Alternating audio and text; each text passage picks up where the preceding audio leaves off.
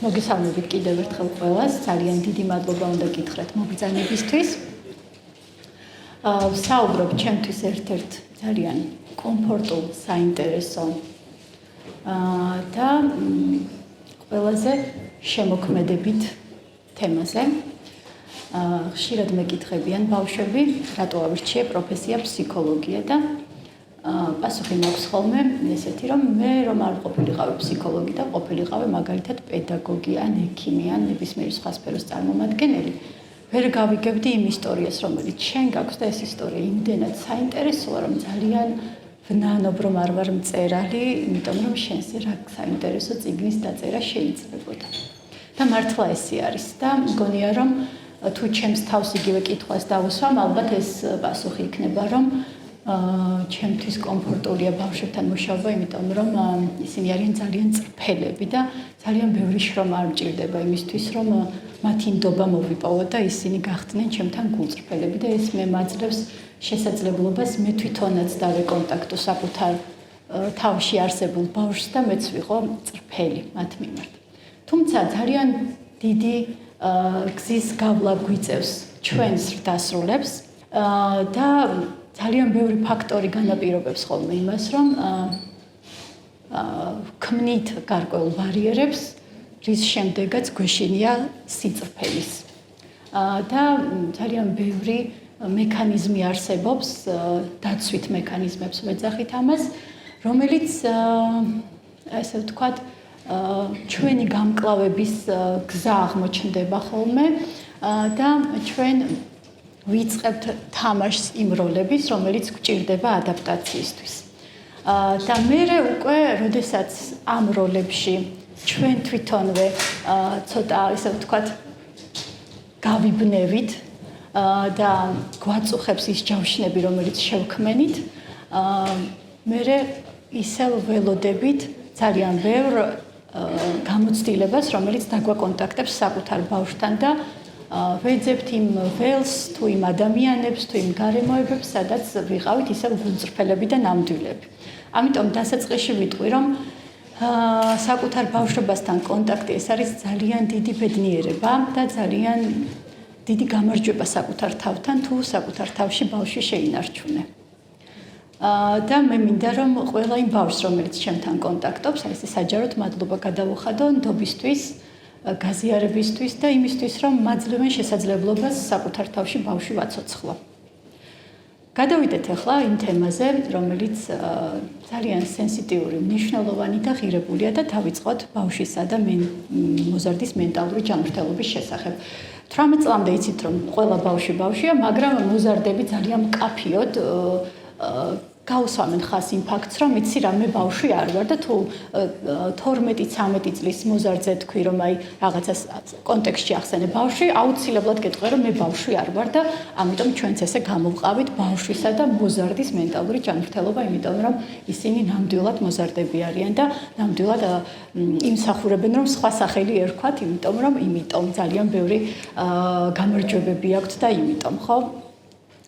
კარგით, რა არის ის, რაც ძირითადად განაპირობებს ბავშვისა და მოზარდის მენტალურ ჯანმრთელობას? ეს არის რამოდენიმე ფაქტორი, ძალიან მნიშვნელოვანი და ეს ფაქტორები არის საკუთარი თავის მიმართ ადეკვატურობის განცდა, რამდენად სწორად ვაფასებ ჩემს შესაძლებლობებს, ჩემს რესურსებს, სოციალურად რამდენად ფუნქციური ვარ, ანუ რამდენად შემიძლია მე ჩემი უნარების, ყოველ შემთხვევაში იმ უნარების, რომელსაც უკვე მივაგენი მე, ამის რეალიზება და გაზიარება, კომუნიკაციის უნარები, რამდენად ვახერხებ იმ ველში, რა ველშიც ბავშვია, სკოლა იქნება ეს ოჯახი, მეგობრობა, მეგობრები, ეზო, თუ ნებისმიერი სხვა აუდიტორია, რამდენად ახერხებს საკუთარი თავის მიტანას და საკუთარი სურვილების გაზიარებას, ემოციების რეგულირება, რომელსაც ძალიან ხშირად ვახსენებთ ემოციური ინტელექტის ქუდის ქვეშ, რაც გულისხმობს საკუთარი ემოციების ამოცნობას, სახელდებას, გაზიარებას, საკუთარ ემოციებზე საუბარს, საკუთარი ემოციების მართვას, სხვისი ემოციების გამოვლენის დროს და ეს ამაზე აუცილებლად შევჩერდები, იმიტომ რომ ხშირად ბავშვები ამბობენ, რომ აი ყველაზე კარგი ემოციების მართვა არის, როდესაც შენ არ გამოხატავ შენ ემოციას, შენ აიგნორებ სხვის გამოხატულ ემოციას. უფრო მეტად საუბრობენ ნეგატიური ემოციების ამ შემთხვევაში, როდესაც ბავშვის მიმართ გამოხატულია ბულინგი, ჩაგვრა, ვთქვათ, დამცირება და კითხვაზე როგორ უმკლავდები შენ ამას, პასუხი არის, რომ მე ვაიგნორებ და რა თქმა უნდა, გამკლავების ერთ-ერთი მექანიზმია და ხშირად მშობლებიც მიდასტურებენ, რომ ხო, აი მე თვითონ ვუთხარი, რომ არ მიაქციო ამას ყურადღება, მაგრამ არა ერთადერთი და არა საუკეთესო, ხო?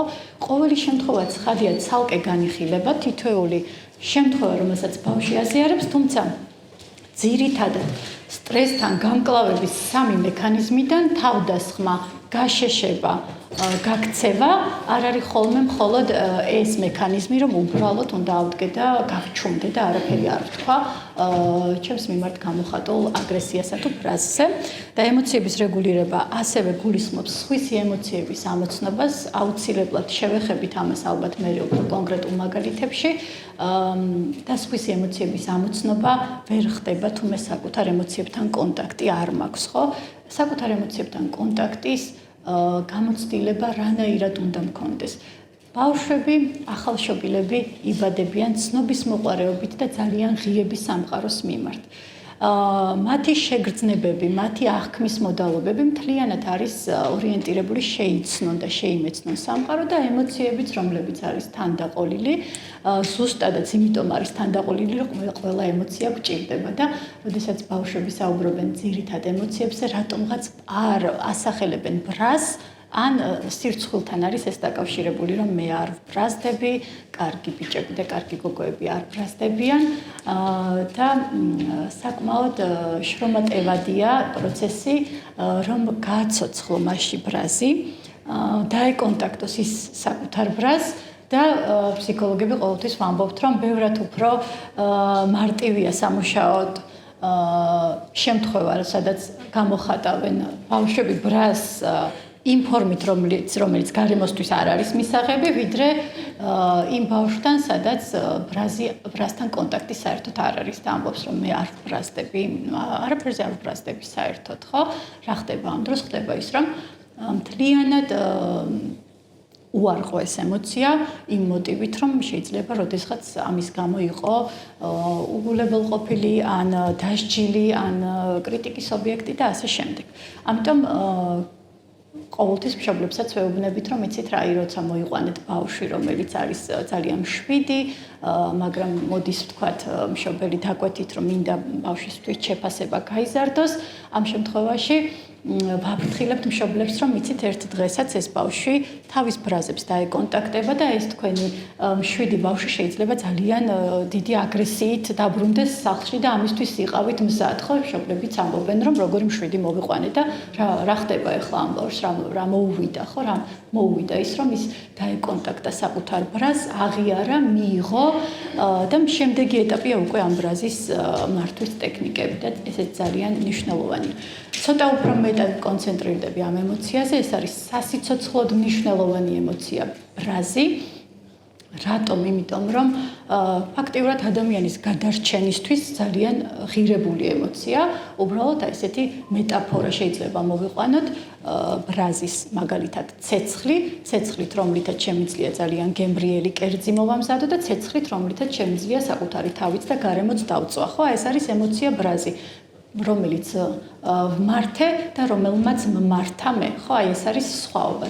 სინამდვილეში ეს არის უაღრესად მნიშვნელოვანი ემოცია, ესეთი საინტერესო ექსპერიმენტი ჩატარდა, როდესაც ფსიქოლოგმა გადაწყვიტა თავის სტუდენტებთან, ნაცნობებთან გაიზიარებინა, რომ აი ერთ დღეს თქვენ შეგიძლიათ მოხვიდეთ ჩემთან და გააკეთოთ ის, რაც თქვენ გინდათ.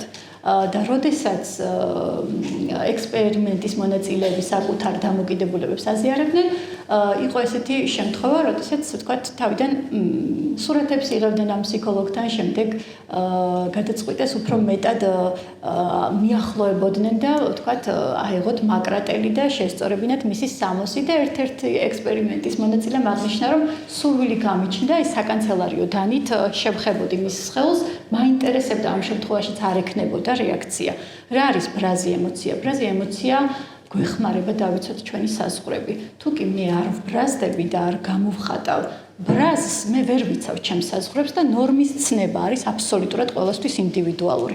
აი პირობითად ახლა რომ დაანონსებინა ავერს, გელოდებით თქვენთვის სასურველ დროს. აი ხო წარმოგიდგენიათ ვინ როდის მოვიდოდა, ხო? ეს იქნებოდა აბსოლუტურად ინდივიდუალური, ვიღაცა დილას ფიქრობს, ვიღაცა, ანუ ძალიან მნიშვნელოვანია მე ჩემი საზღვრები არა აგრესიული ფორმით რომ ვიღაცა დავაზიანო, არამედ გამოვხატო ასერტიულად, ეს სიტყვაც ძალიან სასარგებლოა თავისი გამოხატული ქცევით, ნიშნავს ისე გამოვხატო შენი დამოკიდებულება და ემოცია, რომ არც თავი დაიზიანო და არც სხვა დააზიანო, ხო, როგორი აღწერითი ფორმით, როდესაც ჩვენ საუბრობთ, რას ვგრძნობთ. ჩვენ საკმაოდ ხშირად ვეკონტაქტებით ჩვენს ემოციებს, მაგრამ არსებობს ეს სტერეოტიპული წარმოდგენა, რომ თითქოს ემოციები არის რაღაცა სისუსტის დამახასიათებელი, ხო, აი ჩემი შვილი, ან იცით მეც ძალიან ემოციური ვარ, იცით ჩემი შვილიც ემოციურია. აი ამას ვამბობთ ისეთი ფორმით, თითქოს ეს რაღაცა ნაკლია და თითქოს ეს ჩვენს პიროვნულ ძლიერ მხარეზე კი არ მიუთითებს პირიქით სისუსტეზე. და სინამდვილეში, როდესაც საკუთარ ემოციებთან გაქვს კონტაქტი, ეს არის უაღრესად დიდი რესურსი, იგრძნო საკუთარი თავი და იგრძნო გარემო, ხო? აი ჩვენ ფსიქოლოგები ხშირად ვსაუბრობთ აი ესე ორ მთავარ პრინციპზე, როდის მოგმართავენ, ან როდის არის საჭიროება ფსიქოლოგთან და სპეციალისტთან ვიზიტის, მაშინ როდესაც ადამიანს უჭირს საკუთარ თავთან კონტაქტი, არ ვიცი რას ვგრძნობ, არ ვიცი რა მინდა, არ ვიცი რა მჭირს და როდესაც ადამიანს უჭირს გარემოსთან კონტაქტი, არ ვიცი ვის მოვწონ ვარ და ვის არა, არ ვიცი რამდენად მისაღები ვარ, არ ვიცი საერთოდ მინდა თუ არა მათთან ურთიერთობა და ასე შემდეგ, ხო? ეს შეიძლება ძალიან ბევრ ფორმაში შეგვხვდეს, დაბალი თვითშეფასება აქვს, არ აქვს мотиваცია, სწავლის ხარისხის დაქვეითება და ასე შემდეგ, მაგრამ სინამდვილეში აი ეს ორი მთავარი ნიშნულია, რომლითაც ჩვენ ხვდებით, რომ ამ შემთხვევაში უკვე დამოუკიდებლად ვეღარ უმკლავდება ბავშვიც, მოზარდიც და ზრდასრულიც საკუთარ თავს და ამ შემთხვევაში ძალიან კარგია თუ დაეკონტაქტება სპეციალისტი და მისი ჩართულობით მოხდება დაკონტაქტება საკუთარ თავთან. ოდნავ შევეხები კრიზისსაც, იმიტომ რომ კრიზისი განსაზღვრავს ზოგადად ჩვენს მდგომარეობას, რამდენად ჯანმრთელები ვართ ესე ჭყალებში და რამდენად გვჭირდება სხვა სპეციალისტის ჩართულობა. ამ შემთხვევაში კრიზისი ყველასთვის კრიზისი არ არის. კრიზისის არის მოცემულობა, როდესაც ადამიანი არსებული რესურსით, რაც მას აქვს უკვე რესურსი, აი ამ რესურსის გამოყენებით ვეღარ უმკლავდება იმ მოცემულობას, ვთქვათ, ძირითადად ორი საყრდენია, ეს არის ჩემი შინაგანი საყრდენი, მე რა საყრდენები მაქვს და რამდენად შემიძლია ჩემი რესურსით გავუმკლავდე ამ კრიზისს და მეორე ეს არის გარე საყრდენები, რამდენად მაქვს მხარდამჭერი გარემო. რა თქმა უნდა, როდესაც ბავშვზე და მოზარდზე ვსაუბრობთ, მათი საყრდენები უფრო მეტად და უფრო დომინირებულად არის გარე საყრდენები. გულისხმობ ისინი საჭიროებენ მშობლის, პედაგოგის, მეგობრის მხარდაჭერას და მხარდაჭერაც არის ძალიან პირობითი, იმიტომ რომ ერთია რომ მე ვგრძნობ რომ მხარს ვუჭერ და მეორეა რომ ის ვერ გრძნობს რომ მხარს უჭერენ, ხო? მე კი ვდგავარ ჩემი შვილის გვერდით, მაგრამ აი ის რამდენად გრძნობს ამ მხარდაჭერას, ეს არის ძალიან საინტერესო. დღეს მქონდა ერთ ქალბატონთან საუბარი, რომელიც აზიარებდა თავისი შვილის გამოცდილებას და საუბრობდა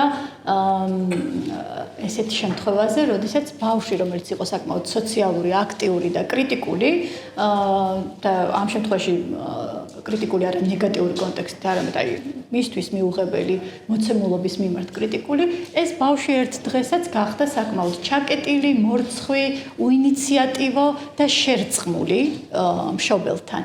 ხო, როდესაც კითხვა დავსვი, აი როგორია თქვენი ურთიერთობა, აი როგორ დაახასიათებ, დედამ თქვა, რომ ისინი ძალიან ხშირად ერთი და იგივე სამოსს ირჩევენ, ერთი და იგივე გადაწყვეტილებას იღებენ, ბავშვი ხშირად ეკითხება, რა ჩაიცვას, სად წავიდეს, რა მიირთვას და აი შერწყმულია მშობელთან. და სინამდვილეში ეს შეიძლება ძალიან მხარდაჭერილიც არის, ხო, რა კარგია რომ შენ მე მიჯერებ, რა კარგია რომ ჩვენ ერთნაირად, რა კარგია რომ ჩვენ ესე მივიღეთ გადაწყვეტილება და სინამდვილეში რა არის განვითარება? განვითარება არის სეპარაცია, ჯანსაღი.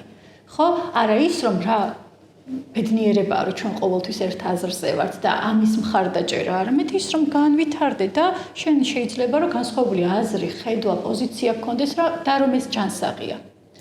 აი ამ ნაწილში ხშირად მშობლები განვუმტკიცებს და ქცევა რა არის ხო იმას, რასაც მხარი დავიჭირე, რაზეც გავაკეთე აქცენტი, რაზეც შევაქე და ცნობილია რომ ბავშვი ზუსტად ის უნარები ვითარდება, რაც იყო მხარდაჭერილი და არა ის, რაც სინამდვილეში შეიძლება ქონოდა. და ვინაიდან ბავშვის წამყვანი საყრდენი, სანამ ის პატარა არის, გარე საყრდენები გულისხმობ მშობლის მხარდაჭერას, პედაგოგის და ნებისმიერი ზრდასრულის, ის მთლიანად გვენდობა ჩვენს პოზიციას, ჩვენს ხედვას და ვითარდება ზუსტადაც აი ამ გარე საყრდენების მოლოდინი. კრიზისი არის დამოკიდებული იმაზე, როგორია ჩემი გარე და შიდა რესურსი, ჩემი გამოცდილებები, რომელიც ჩემს შიდა საყრდენებს აძლიერებს, ასევე რა ეტაპზე დავხვდი მე კრიზისს, წინა ეტაპი რა მქონდა, თუ ისიც კრიზისული იყო, მე შეიძლება ვერ მოვახდინე წონასწორობის აღდგენა და შევსება საკუთარი თავის, რომ შემდგომ კრიზისს გავუმკლავდე და კიდევ ის რომ შესაძლებელია მე კრიზისით განვითარდე, ან ისევ ფიქსირდე ამ ჩემს კრიზისზე, რომ გამიჭირდეს შემდეგ ეტაპზე გადასვლა. ხო?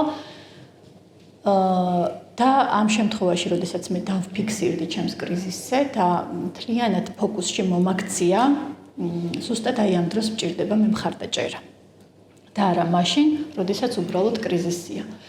კიდევ ერთხელ აღნიშნავ იმას, რომ ვიღაცას აქვს რესურსი გაუმკლავდეს ამ კრიზისს, იმ ველის გათვალისწინებით და იმ შიდა საყრდენების გათვალისწინებით, რაც მას აქვს და ვიღაცას არა და ამიტომ ავტომატურად კრიზისი არ არის ყველასთვის. პირობითად, როდესაც ჩვენ ვამბობთ, თქვათ ისეთ მძიმე გამოცდილებას, როგორც არის გარდაცვალება. ხო, რატომღაც გონიათ, რომ თუ გარდაიცვალა ოჯახის წევრი, აუცილებლად ბავშვი უნდა წავიყვანოთ ფსიქოლოგთან.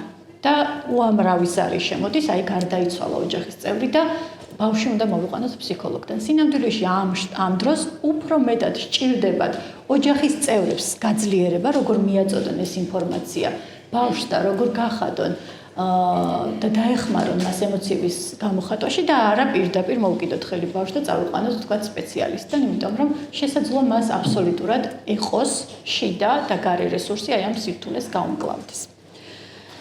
კეთილი. გადავიდეთ ისეთ თემაზე, როგორიც არის თვითშეფასება და თვითშეფასება არის ყველაზე ესე ვთქვათ, ხერხემალი ადამიანისთვის, ხერხემალის ნიშნულობის და დატვირთვის, მაგრამ არა ხერხემალივით მყარი. ხო, ის შეიძლება იყოს ადეკვატური, შეიძლება იყოს ადეკვატურზე მაღალი, დაბალი, პირობითი, რაღაცა პირობით განპირობებული, რომ მე დღეს თუ კარგად მოვყევი გაკვეთილი, ესე იგი მაღალია ჩემი თვითშეფასება და რაღაცნაირად ბედნიერი ვარ და ამაყი და ხვალ შეიძლება ისევ ჩამოიქცეს ეს ჩემი თვითშეფასება და გახდეს ბავშვი ისევ სენსიტიური. რა ფაქტორები განაპირობებს თვითშეფასებას? განაპირობებს ის ფაქტორი, რომ მე უნდა კონდეს სტაბილური გარემო, სტაბილურ გარემოში არ იგულისხმება, რომ ყოველთვის ჩემს ოჯახში უნდა იყოს სიმშვიდე. პირიქით, თუ იქნება ცოტა უფრო შერეული წყვილი და ზოგჯერ მშობლები ამბობენ, რომ აი მე ესეთი ვარ და ჩემი ქმარი ესეთია, განსხვავებული, ამ შემთხვევაში ვამხნევებ და ვეუბნები, რომ თუ თქვენ და თქვენი მეუღლე არ ხართ დამაზიანებელი ერთმანეთისთვის და ბავშვისთვის, მაშინ ბავშვისთვის უფრო მეტი დიაპაზონი იქნება განვითარების, იმიტომ რომ ის სწავლობს სხვადასხვა ფსიქოტიპთან ადაპტირებას და შესაბამისად ველი უფრო დიდია მისი, რომ შემდგომ სხვადასხვა ფსიქოტიპებს გაუმკლავდეს უფრო დიდ სამყაროში, ვიდრე ის, რომ თქვენ და თქვენი მეუღლე ერთმანეთს გავხართ, ყველაფერზე თანხმდებით, ყველა პოზიცია ერთნაირია და ასე შემდეგ, ხო? ამ შემთხვევაში ეს პირიქით უფრო მხარდამჭერია ბავშვისთვის, თვითშეფასება ყალიბდება ოჯახში, თვითშეფასებაზე პასუხისმგებელია აღზრდის სტილი და ეს აღზრდის სტილი, რა თქმა უნდა იყოს შეთანხმებული. გულისხმობ შეთანხმებაში იმას, რომ თუ კი გვაქვს რაიმე ტიპის წესები, ეს წესები უნდა იყოს დაცული. ანუ თუ ტკბილს არ უჭამთ ყოველ დღე, მაშინ არ უჭამთ ყოველ დღე ტკბილს, თუ ვიძინებთ ამა და ამ დროს, ვიძინებთ ამა და ამ დროს, თუ ყოველ პარასკევს უყურებთ ფილმს, ვუყურებთ ამა და ამ ფილმს, მაგრამ გამონაკლისები, რა თქმა უნდა, ყოველთვის შეიძლება მოხდეს. და ეს ნაწილი, რომ ჩემი ველი არის სტაბილური, ჩემი ოჯახის სისტემა არის შეთანხმებული, მე მითანხმდებიან და ჩემს პოზიციებს იზიარებენ, ეს არის ბავშვისთვის, რა თქმა უნდა, ის ველი, სადაც ის სწავლობს, რომ მისაღებია, მონაწილეა, მხარდაჭერილია, გათვალისწინებულია და გამონაკლის შემთხვევებში მისი სურვილები, რომელიც შეიძლება რაღაცან შემთხვევაში ეწინააღმდეგებოდეს ვთქვათ, თუნდაც ძილის რუტინას, ესეც კი მისაღებია მისთვის, ხო და არა ის, რომ ვთქვათ, აი ამ წესებს არ ვცვლით, არ არის გათვალისწინებული ბავშვი და წესებია და ჩვენ ყველა წესებს ვემორჩილებით. სკოლაზე ვისაუბროთ და თანატოლებთან ურთიერთობაზე, იმიტომ რომ ბავშვისა და მოზარდის ცხოვრებაში უაღრესად დიდ როლს თამაშობს სკოლა და შეიძლება აბსოლუტურად უსაფრთხო და მხარდამჭერია მისთვის ოჯახი, მაგრამ სკოლაში ის შედის ახალ გამოწვევებში, ეხება სხვადასხვა ფსიქოტიპს, ოჯახების და შვილების ისეთ ტიპებს, რომლებიც მისგან სრულიად განსხვავებულია და მე პირიქით მომწონს ის ველი, სადაც არის მრავალფეროვანი გამოცდილება, იმიტომ რომ ვფიქრობ, რომ ბავშვისთვის სკოლა არის გარემო, სადაც ის უნდა მოემზადოს კიდევ უფრო დიდი ცხოვრებისთვის. არა, ვთქვათ, დავარცხნილი, ძალიან მოწესრიგებული, ძალიან კომფორტული და ყოველთვის ესე ვთქვათ, უსაფრთხო, არამედ შერეული ტიპის ბავშვები, კი ბატონო, ხანდახან შეიძლება იყოს ბულინგის გამოცდილებაც, მაგრამ ბულინგის გამოცდილებაში რამდენად არის ის სტრატეგიები, რომელიც მას სჭირდება, რომ გაუმკლავდეს, რამდენად გრძნობს პედაგოგის ჩართულობას, მხარდაჭერას, მშობლის, თანატოლების. მე ვფიქრობ, რომ ამ ტიპის გამოცდილებები ძალიან მნიშვნელოვანია ბავშვისთვის, იმისთვის, რომ მოემზადოს შემდგომი ცხოვრებისთვის და არა იმდენად სტერილური გარემო, სადაც თქვათ არ იციან რა ხდება სინამდვილეში სამყაროში და აუცილებლად გავაზიარებ ერთ გამოცდილებას, სადაც შევხვდი ბავშვების ჯგუფს, რომლებმაც არ იცოდნენ რა იყო სიტყვა ღარიბი. აი ღარიბი სიტყვა რა იყო? ეს სიტყვა უბრალოდ ძალიან დიდი დრო დამჭირდა, რომ ეს ჩამეშალა, რომ ნაცარქექია იყო ღარიბი, რომ მას არ ჰქონდა ფული, რომ ბარათიც არც ბარათი არ ჰქონდა, რომ ონლაინ ვერ მოახდენდა, რაღაც ვერ მოიტანდა, ვინმე საკობს ვერ მოიტანდა და ეს ნაწილი მათთვის იყო უცხო. და ეს არ იყო, ვთქვათ, ის ასაკობრივი ჯგუფი, რომელსაც შეიძლება არ სცოდნოდა ეს, ხო? აი ესეც მეტყველებს იმაზე, რომ რაღაცნაირად სტერილურია ეს ბავშვი იმ სამყაროსგან, რომელ სამყაროშიც მოვიდა. მე ძალიან კარგად მესმის როგორც დედას, რამხელა ძალისხმევა სჭირდება მშობელს, რომ შეუქმნას ესეთი გარემო, ხო?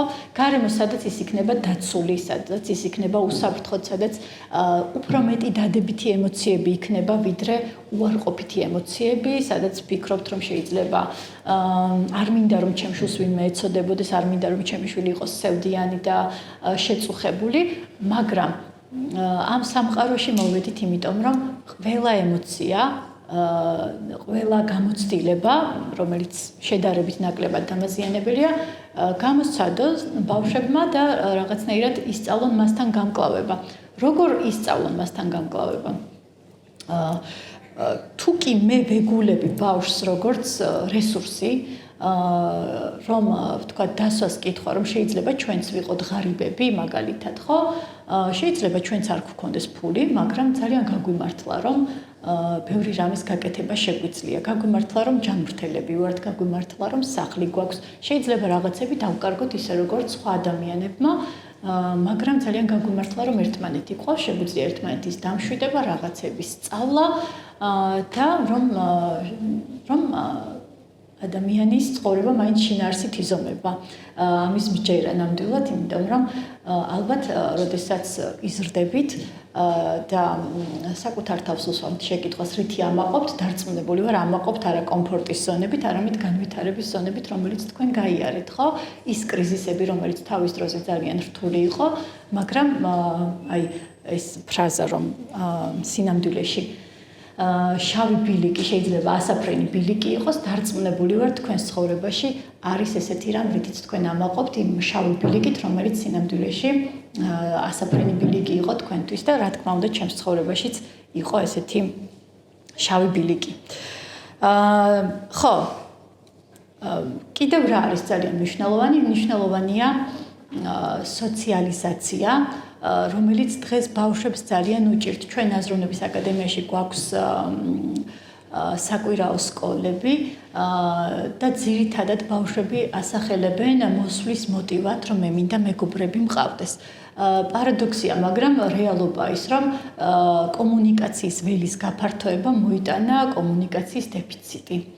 სინამდვილეში ბავშვები, როდესაც თქვათ, აი 5 წუთიანი შესვენება გვაქვს, ითხოვენ ტელეფონს, რომ მათ აი ეს სირთულე და დაძაბულობა, რომელიც გულისხმობს რაღაცნაირად ერთმანეთთან კონტაქტში შესვლას, აი ამ ფორმით გადალახონ და ეს არის მათთვის უფრო კომფორტული, ხელში ეჭიროთ ტელეფონი და ერთგვარად გაუმკლავდნენ ამ უხერხულობას და ესე განაგრძონ კონტაქტი. სხვათა შორის ძალიან ხშირად ეუბნებიან, მოდი დაგამატებ სოციალურ ქსელში და იქ კონტაქტი უფრო მეტად არის ხოლმე აქტიური, ვიდრე ესე უშუალოდ კომუნიკაცია, ხო?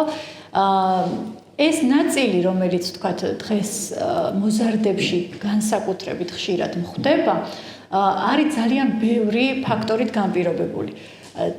აი, როდესაც ვეკითხები მოზარდს, აი, ჩამომითვალე, რაზე დადიხარ. ეს არის იმდენად ბევრი რამ, რომ უბრალოდ ვეღარ მიუყვები ამ ტემპს და უბრალოდ როცა ვთხოვ, რომ აი, მოდი ახლა გამოყავი რა არის, რაზეც ძალიან გინდა რომ მიარო, ხშირად იმდენად გაფანტული და გაბნეული და როგორ გითხრათ, აი ამისთვის არც კი დარჩა სივრცე, რომელი წრე უფრო მოსწონს და რომელი ნაკლებად, რომ ვერ მეუბნება ამაზე, პასუხი არ აქვს უბრალოდ, რომ აი რომელი უფრო მომწონს, ანუ ეს კითხვა არავის არ დაუსვავს მისთვის და მშობელი, რომელიც ორიენტირებულია ბევრ რამეზე ატაროს და ძალიან ბევრი ველი კონდეს საკონტაქტოდ, აღმოაჩენს ერთ დღეს, რომ საერთოდ არ ყავს მას მეგობარი და მე მოდიან ჩვენთან და აი, იმიტომ მოვედი, რომ მყავდეს მეგობრები, ანუ თავისუფალი არჩევანის, საკუთარი აზრის გამოხატვის, საკუთარი სურვილების, ნების, ინტერესების სივრცე მას აღარ რჩება. ამის საპირწონედ, რა თქმა უნდა, გექნებათ ესეთი კითხვა, აი, როგორც კი თავისუფალი დრო აქვს, მაშინვე იღებს ტელეფონს და ამიტომ მირჩევნია, რომ აი ამ ტელეფონთან კონტაქტს ბევრ წრეზე იაროს, ხო?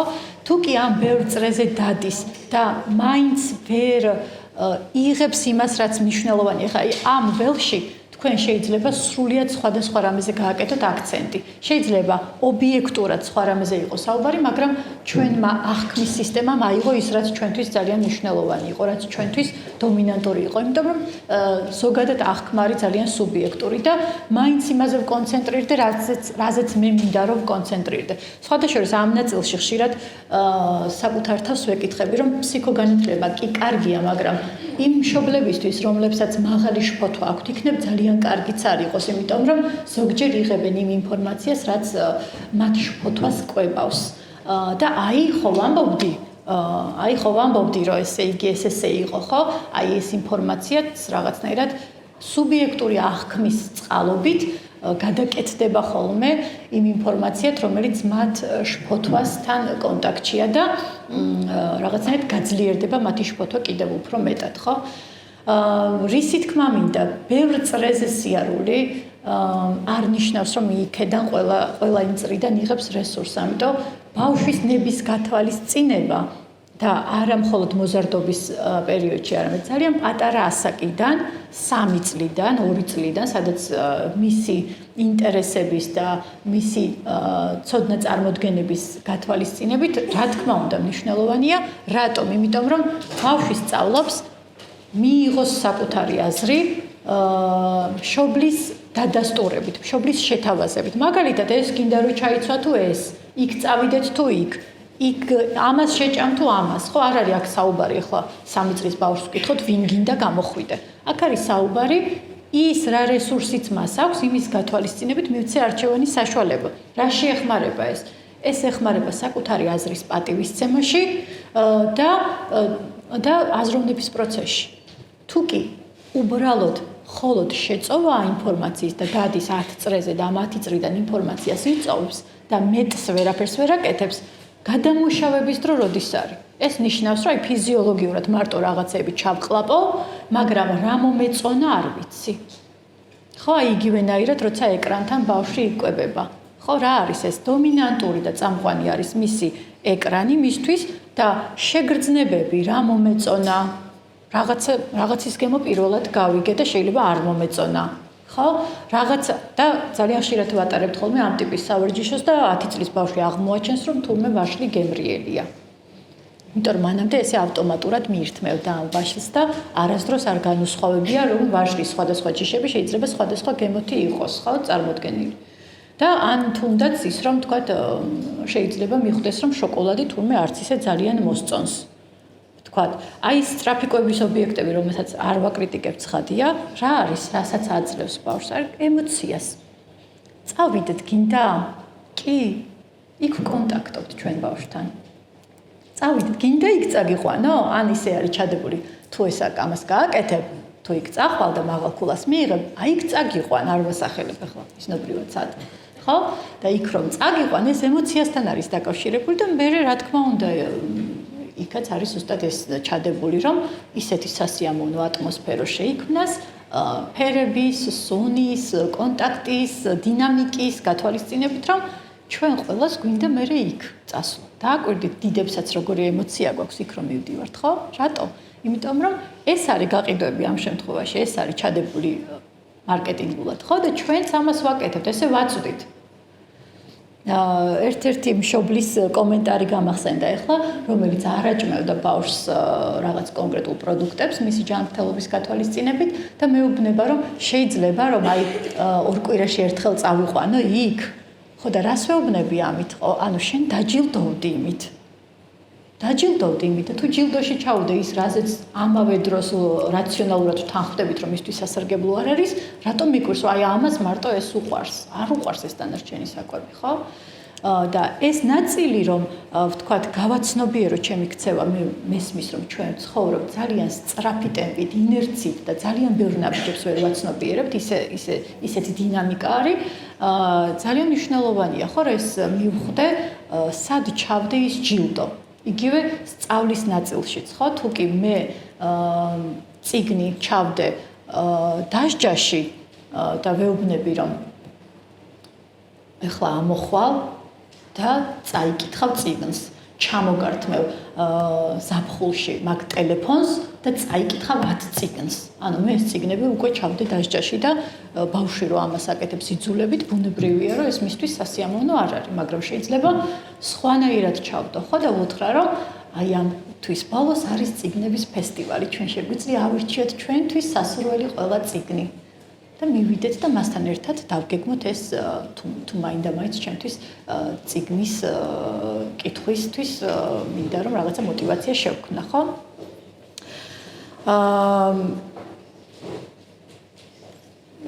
რა არის ის ფაქტორი, რაც განაპირობებს კიდევ მენტალურ ჯანმრთელობას?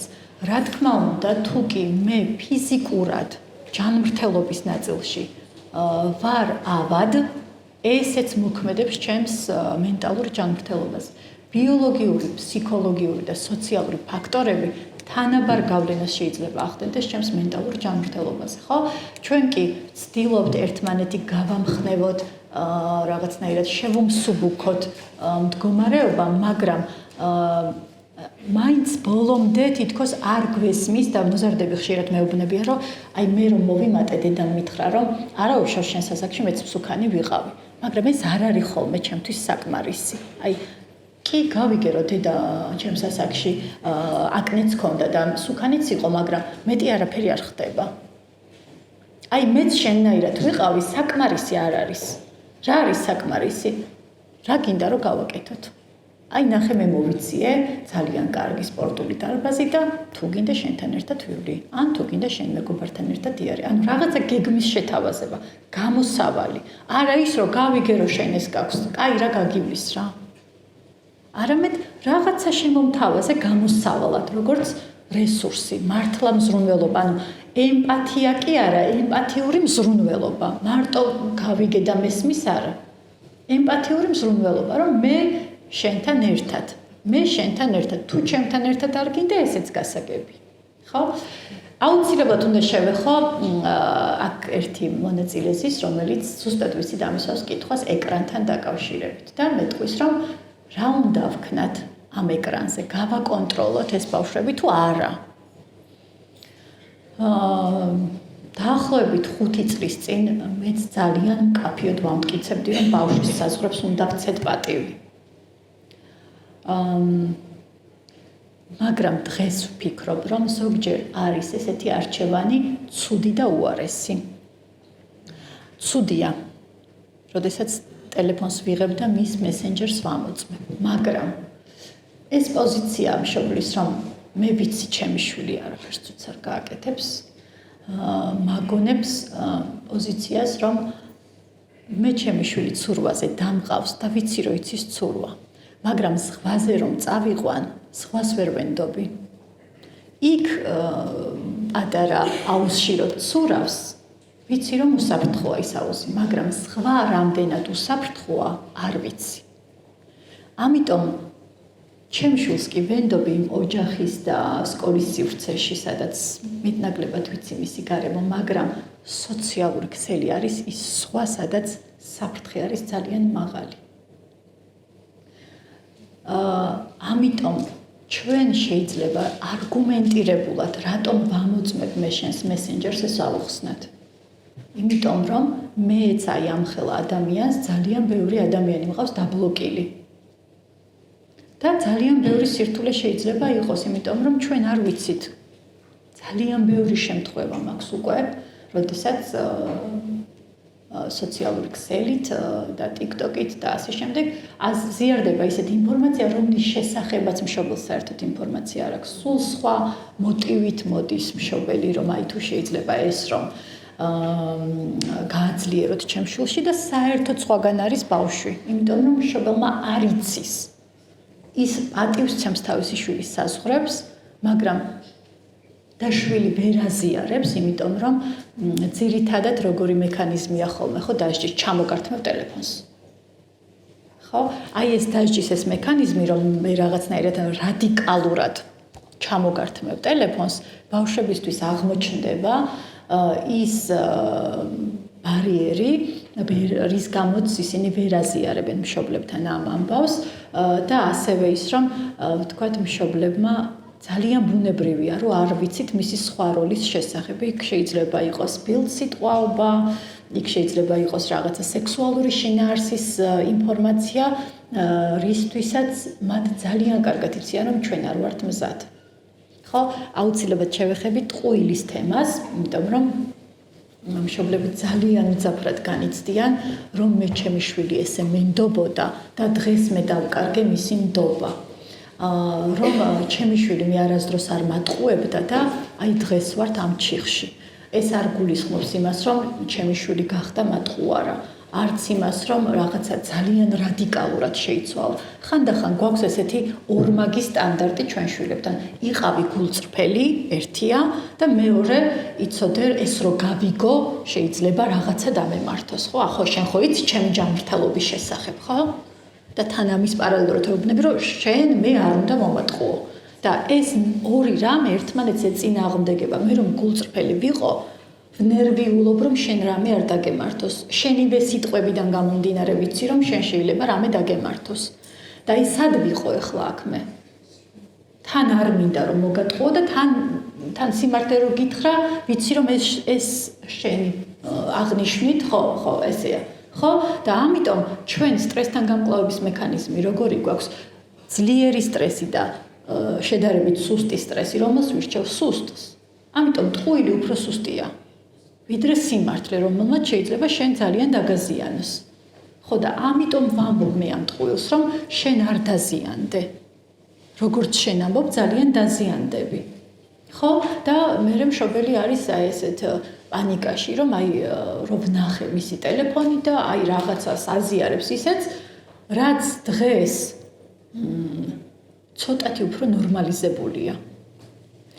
დიდი გეფია მშობლებსა და შვილებს შორის, იმიტომ რომ მშობლები ვაზიარებთ ჩვენს გამოცდილებებს, რომ მე შენ სასაკში ბიჭებს რომ დავინახავდი ამ ქუჩაზე, იქით არც გავივლიდი და ამ ქუჩიდან მივდიოდი.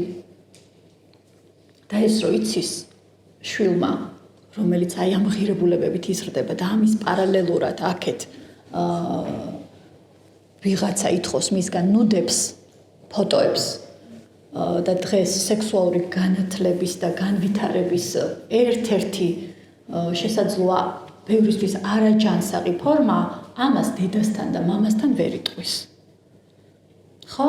და როდესაც რაღაცას აღმოაჩენს მშობელი მესენჯერით და ბავშვი ჩაიკეტება და მე ვაბრახუნებ მე მშობელი და ვამბობ ხომ მითხარი ხო არ დამღუპე და ესე უკიდურესად და კატასტროფულად განვიხილავ მის ამ გამოცდილებას, რა თქმა უნდა, იქ ჩვენ შორის ურთიერთობის გეფი უფრო იზრდება.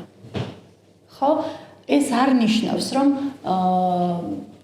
მედიკაცო რა გამოცდილებაც არ უნდა იყოს, მან ყოველთვის იცის, მიუხედავად იმისა, რომ ჩვენ მეუბნებით, რომ ჩვენ ვიმეგობროთ, მე მინდა შენი მეგობარი ვიყო, ის ძალიან კარგად იცის, რომ მე ბოლომდე მისი მეგობარი ვერ ვიქნები, იმიტომ რომ ჩემი ღირებულებათა სისტემა იცის და თქვენი გამოცდილებები იცის, ხო, რომ ესე არ უნდა იყოს.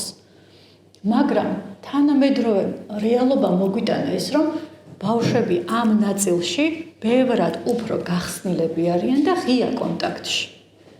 და კიდევ ერთხელ ვამბობ, რახან მისი საკომუნიკაციო ველი დომინანტურად გახდა ონლაინ და ყავს შეყვარებული, რომელიც ცხოვრობს სხვა ქვეყანაში, ისინი ესე კონტაქტობენ.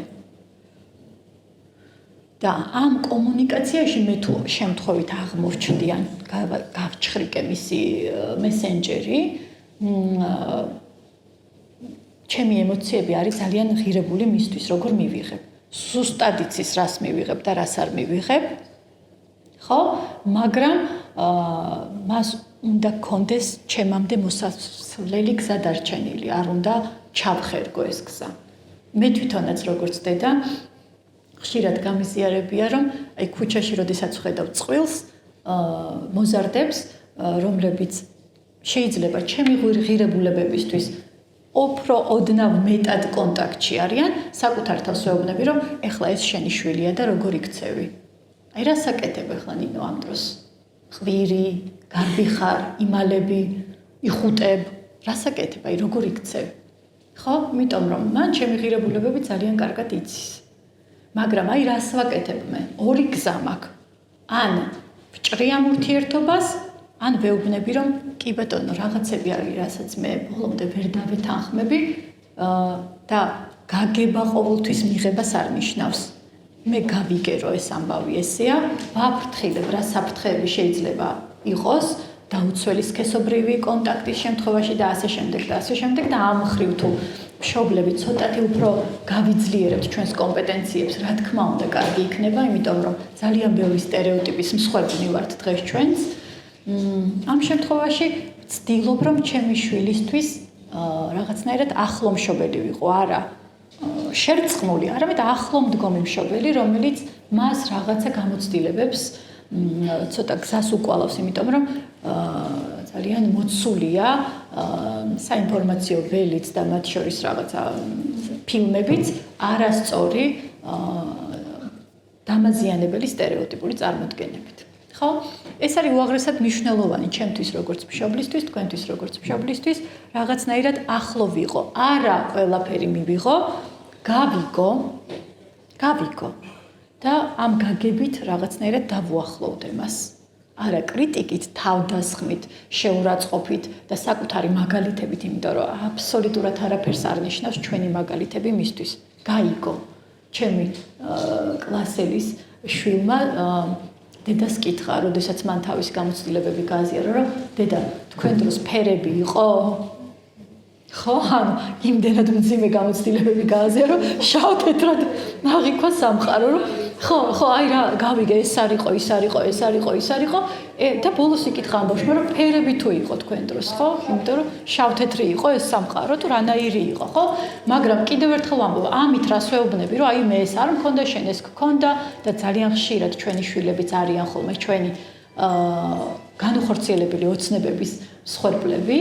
და ყველას გქონია ეს გამოცდილება, რომ აი ეს როგორ მოგიხდება, აი იმაზე რომ იარო რა კარგია, აი მე რა კარგი ხმა გაქვს და არა აქვს ეს რესურსი ამ ბავშვს და ჩვენ მაინც ვცდილობთ რომ რაღაცნაირად მოვახვიოთ მას თავზე ჩვენი ღირებულებები, ხო?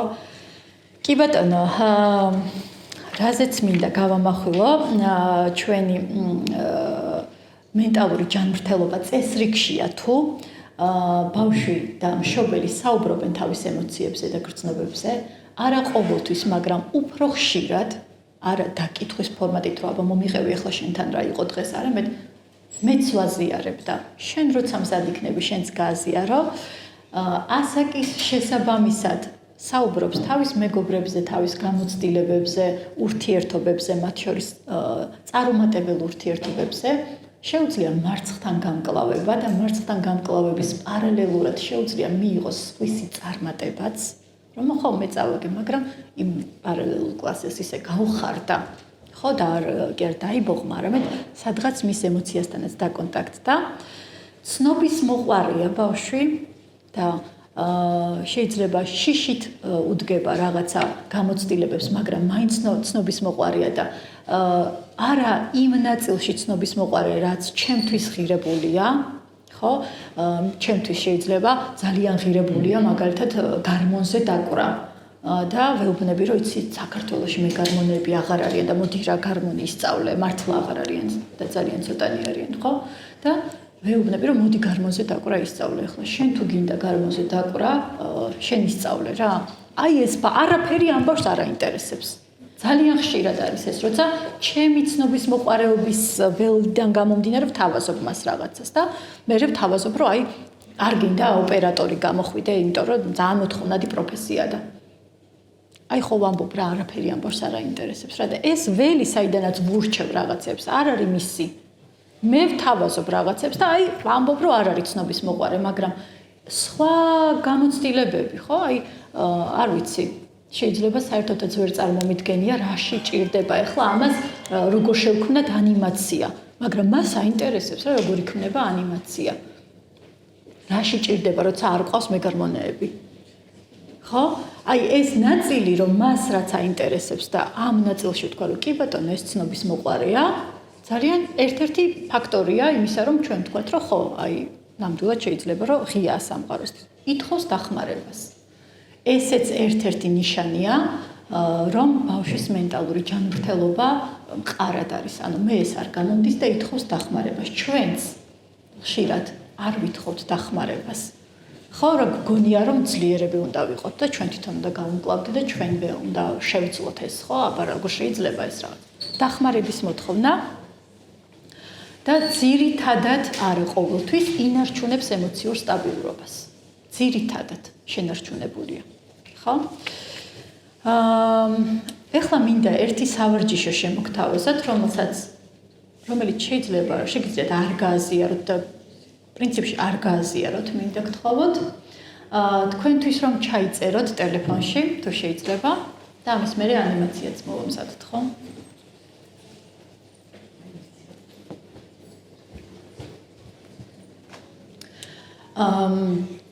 დავიწყოთ ესე, პირველი შეკითხვა არის ესეთი, უსაფრთხოებას ნებისმიერი სხვა სახელი რომ ერქვას, რა სახელს დაარქმევდით?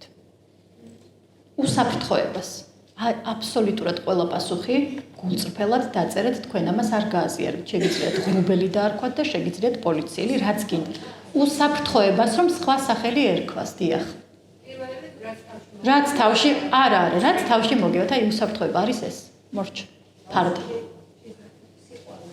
არ გააზიაროთ თუ შეიძლება, თქვენთვის დაიტოვეთ, იმიტომ რომ ბოლოს გეტყვით ეს რას ნიშნავს. შეიძლება არ იყოს მე კომფორტული რომ გააზიაროთ თქვენთვის. შემდეგი შეკითხვა არის უსაფრთხოებას რომ თვალით ვხედავდეთ, რას ან ვის უნდა ვხედავდეთ, რა სივრცეს უნდა ვხედავდეთ, ან ვის უნდა ვხედავდეთ, რომ ჩვენ ვთქვათ, რომ აი რომ ვუყურებ, ამას ეს არის უსაფრთხოება. რას უნდა გავდეს? არა, რას უნდა ვხედავდე, რას უნდა ვუყურებდე, რა სცენა. ბატონო, პიროვნება შეიძლება იყოს, შეიძლება ნებისმიერი ველი იყოს, არ ვიცი, ზღვას, მთას. არ მინდა ჩემი ასოციაციები გავაზიარო. უბრალოდ მაგალითად დიახ. უსაფრთხოებასთან რომ შეიძლებოდეს შეხება, რას შეიძლება, რა ფაქტურას შეიძლება ვეხებოდი, ან რას უნდა ვეხებოდე, რომ ვთქვა, რომ აი ამას მოაქვს ჩემთვის უსაფრთხოების შეგრძნება. სწრაფი ტემპით ხარ მივდივარ? არა. შემდეგი, უსაფრთხოების შეგრძნება რომ შეიძლებოდეს სუნით, რისი სუნი აქვს უსაფრთხოებას თქვენთვის? რომელ სუნს მოაქვს უსაფრთხოების შეგრძნება თქვენთვის?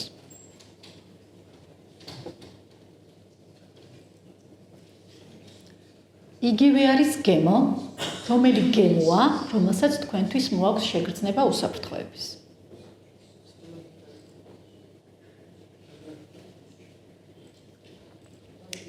სიტყვები ან სიტყვა, ერთი სიტყვა, რომელსაც მოაქვს თქვენთვის უსაფრთხოების შეგრძნება. კი ბატონო. კი, შევანელებ, იმიტომ კითხეთ ტემპი.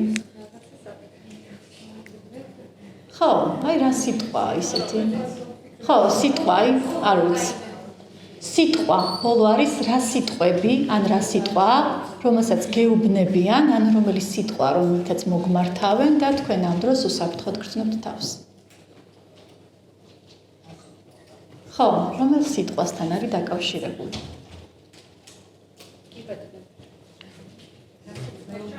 არა. აი, შეიძლება არ მეუბნებიან, აი ამ სიტყვაზე, ამ სიტყვასთან უსაფრთხოება არის დაკავშირებული. განვაგრძო? ადამიანები, ან ადამიანი, რომელთან ერთადაც უსაფრთხოდ ვიგრძნობ თავს და თუ არ არის ესეთი ადამიანი, როგორი უნდა იყოს ადამიანი, ვისთან ერთადაც მე თავს უსაფრთხოდ ვიგრძნობდი? ბატონო? ერთი წუთი არ გააზიაროთ, არ ვიცი, ეგრეა თუ არა. ჩვენ დიდი შემთხვევაშიც საერთოდ. არ ვიცი, ესეა თუ არა, იმიტომ რომ მე მომწონს ეს ფრაზა, აღფრთოვანებას აღემატება, მარტო არ ახარ იგრძნო. ლექსიდან.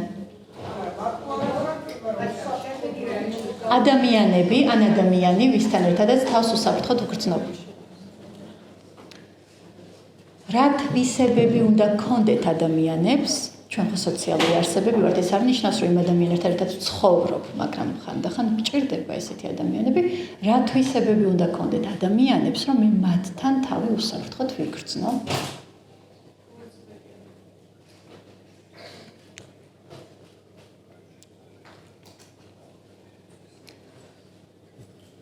ერთი გამოცდილება არ აქვს მნიშვნელობა, ბავშვობის არის უახლოეს წარსულში მოხდა, როცა თქვენ თავი უსაფრთხოდ იგრძენით თვისებების შემდეგ. არის გამოცდილება, როცა თავი უსაფრთხოდ ვიგრძენი, აი აქ ვიჯექი. ჭიკჭიკი იყო და ყავოსავდი, არ ვიცი რაღაც ნებისმიერი არ აქვს მნიშვნელობა, რაღაც თავის მნიშვნელობა, რომ დიდი ქონდეს. აი აქ ვიგრძენი თავი უსაფრთხოდ.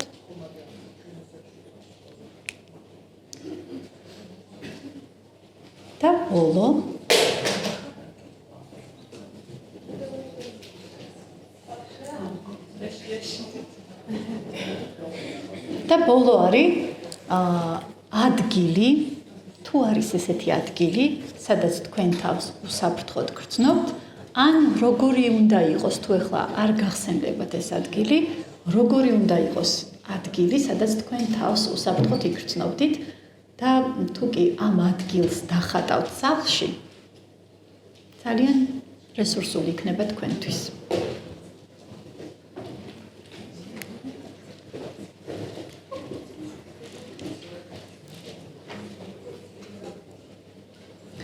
ადგილი, ბოლო არის ადგილი.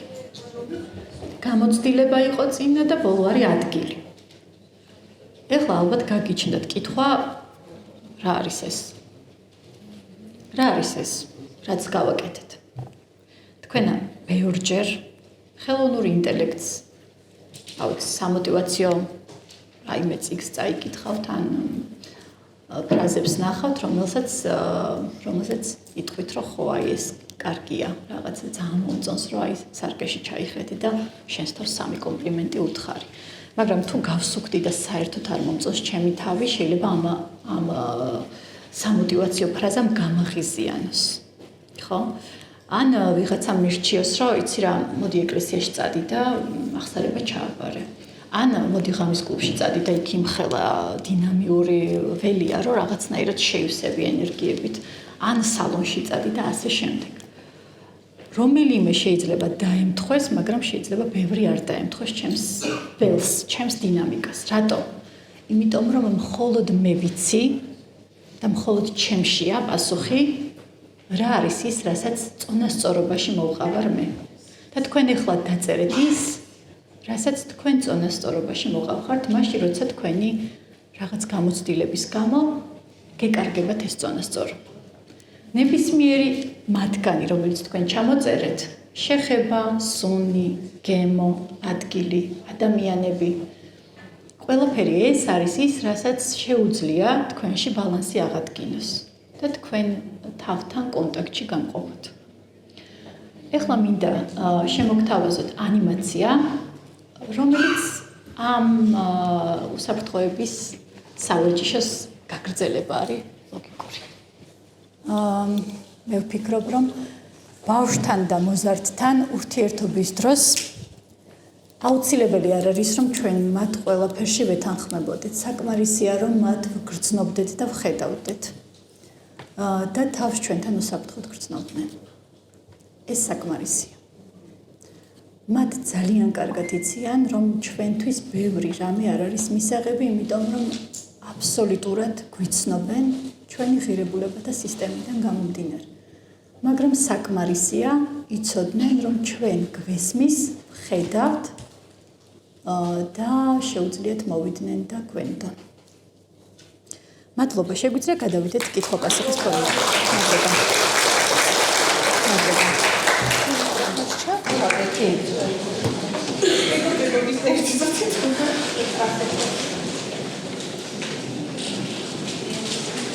მოგესალმებით, ქალბატონო, ძალიან დიდი მადლობა დღევანდელი ქრისტეს დარგმარებას.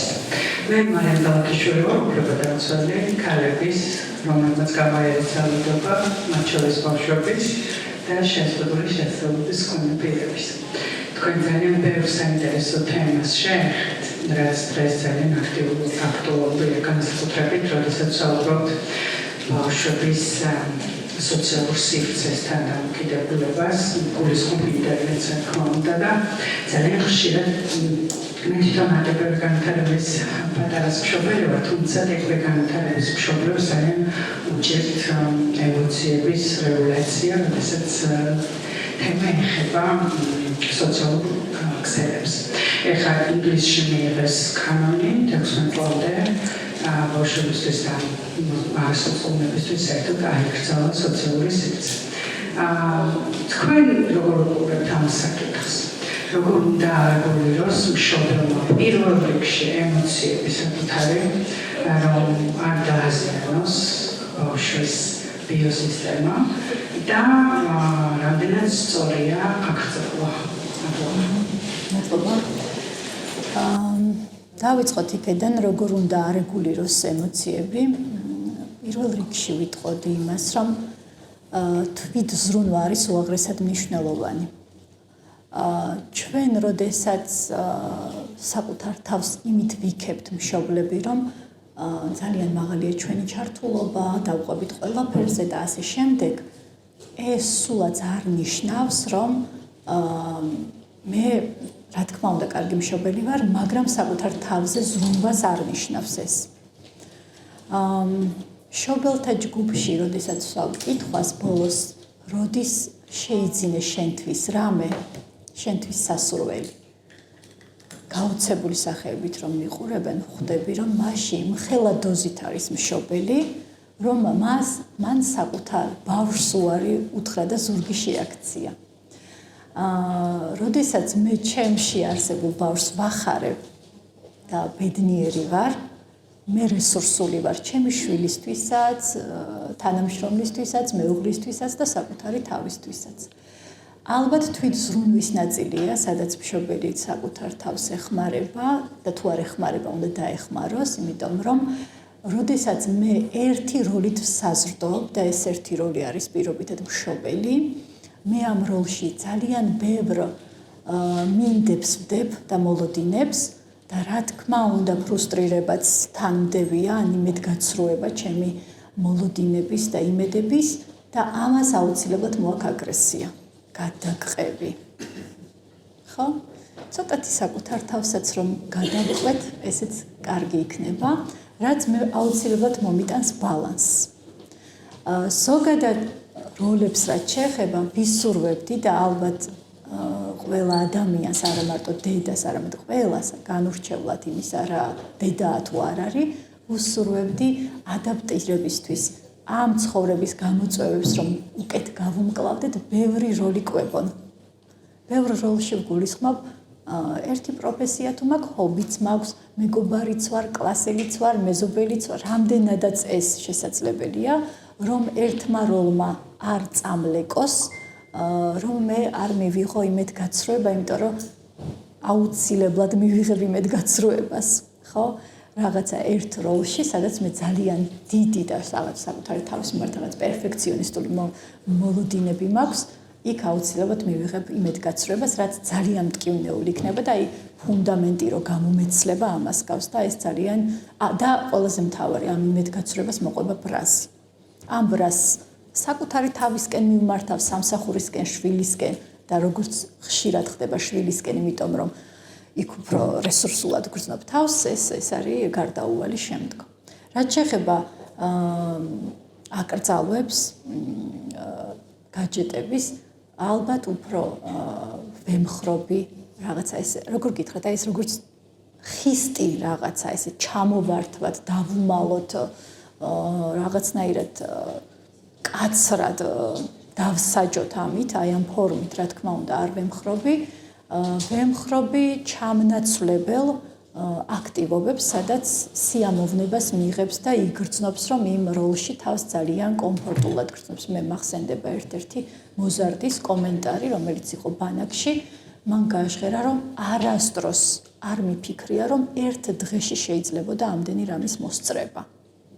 ხო, ანუ თუ ვთქვათ, მისი დღე, ვთქვათ, რაღაც ძალიან მცირე ნაწილით იყო დატვირთული ფიზიკური აქტივობებით, ის გაოცებული იყო, ეს იყო 14 წლის მოზარდი, რომელმაც პირველად მიიღო ეს გამოწვევა, სადაც მას თითქმის არ ჰქონდა ტელეფონი და იყო გაოცებული. აი ამ ტიპის ჩანაცვლებას გულისხმობ, სადაც ის გაოცდება თუ რამდენად რესურსულია ის ერთი დღე, როცა მან ტელეფონის ნაცვლად სხვა უფრო შემოქმედებითი, სპორტული თუ შემეცნებითი ნაწილით დატვირთა საკუთარი თავი. მადლობა. დიახ. ხობადი შეგეთქვენ, აი მასეთი ხო, აი დაიმახსოვრე თქვენი საკითხი და დავუყენებ რომ შევიდეთ. განაცხადა პროცედურა, ეს საინტერესო სასარგებლო პერიოდში ჩვენთვის. ჩემში რომ ისეთი მასშტაბური არის, ანუ დავინტერესებს, აი მაგალითად ყოველთვის დამხმარე ბავშვი, თქვენთან ახსენეთ სასკოლო სივრცედასთან დაკავშირებული გამოწვევები. და აი ასეთი ბავშვი განეფოში, სადაც ნებელა ესე კონკრეტ გამოხატული როგორი ბავშვი ლიდერი სასკოლო აქტივობებს ძირითადად და არაერთხელ იმედად შეეხება ურთიერთობებს უფრო ჩვეულებრივ. და გარემო სადაც ასეთი ტიპის ლიდერობა იწვევს სხვა ბავშვებში მუშაობებში გარემოში ეს ვთქვათ აი რა არის სწორი პოზიცია მშობლის არის ასეთი ბავშვის მშობლის და სწორი ჩართულობა სწორი მიმართულება რომ ბავშვთან შეიძლება ჩვენს ეს თვისება მაგრამ იყოს ეს ვთქვათ უფრო არ ვიცი რა და ჩანსავი სხვა ადამიანებისთვისაც ესე რომ აი როგორც მშობლის სწორი როლი იქნება შემთხვევაში მადლობა. თქვენ კი გამიჯნეთ, რომ ლიდერული, რომელიც ურთიერთობაში არ ვლინდება, მაგრამ აუცილებლად ვლინდება ეს ურთიერთობაში. აუცილებლად ვლინდება ურთიერთობაში. არის მიჩემი ხმა? ვლინდება ეს ურთიერთობაში, იმიტომ რომ პროტესტი რა არის, ხო? ანუ რაღაცა, რაც მე არ მომწონს და ჩემთვის მიუღებელია. საინტერესოა და დავფიქრდებოდი, რა არის ამ ქცევის მიღმა, რომ მე ვიყო სულ ლიდერი? რა არის ამ ქცევის მიღმა, რომ ლიდერი არის, ანუ ლიდერობა თავისთავად ძალიან ჯანსაღია, მაგრამ ხომ როგორ ფიქრობთ, ეხლა ყველაფერში ლიდერი შეიძლება იყოს და რაღაცა არ არის, ვიღაცა არ შეიძლება იყოს, რომელიც ასევე კომპეტენტური იყოს სხვა რამეში, ხო?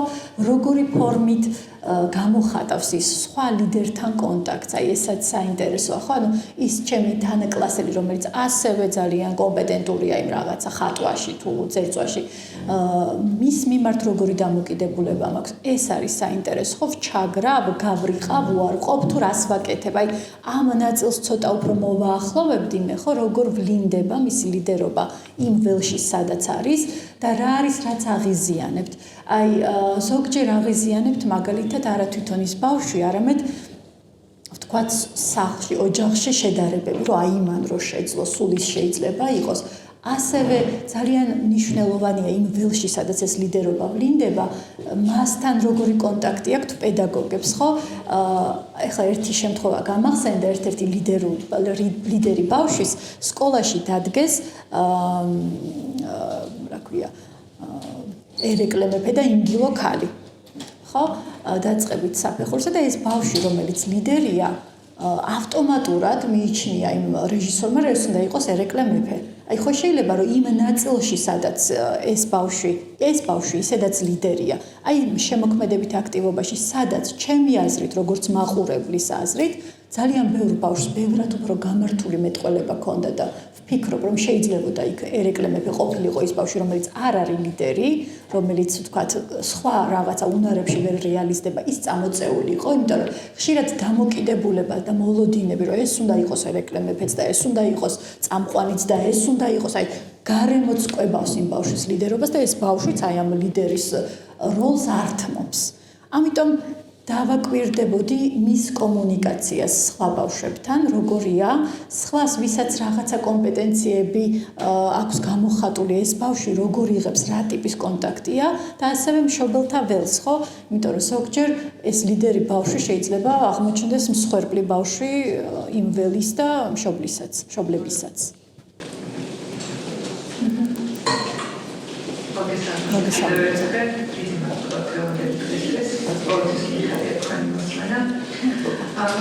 ახლა პირადად კითხვა მაქვს ასეთი, რამდენად მიზანშეწონილია მაგალითად აკრძალა ზოგადად, ანუ ჯერ გადაჭეთან კონტაქტი არ აქვს დიდეს და რა საკამდე შემიძლია ვთქვათ ეს, რა თქმა უნდა, რაც მაქსიმალურად დავწდება, ვფიქრობ, ჩემი აზრით, რომ უფრო მეტად დავიცავ, მაგრამ რამდენად დავიცავ, თქვენ აზრი მაინტერესებს ამასთან დაკავშირებით და აი რა საკითხი შემიძლია ვთქვათ მივილა სოციუმთანაც რომ გარკვეული არ იყოს გამართლეს იქნეს შევიტანო ვთქვათ გაჯეტი იმასთან თუმცა ტელევიზორს მომთხრობს გარკვეული პროექტი უყურებს ხოლო ტელევიზორში და ტელეფონის ფუნქცია იცის ხოლო როდოს გადაღება და რეკლამები მასთან არ აქვს ურთიერთობა და რამდენ ხანში ვინარჩუნე ეს პოზიცია მადლობა სოფი, ძალიან საინტერესო კითხვა. იცით რა არის?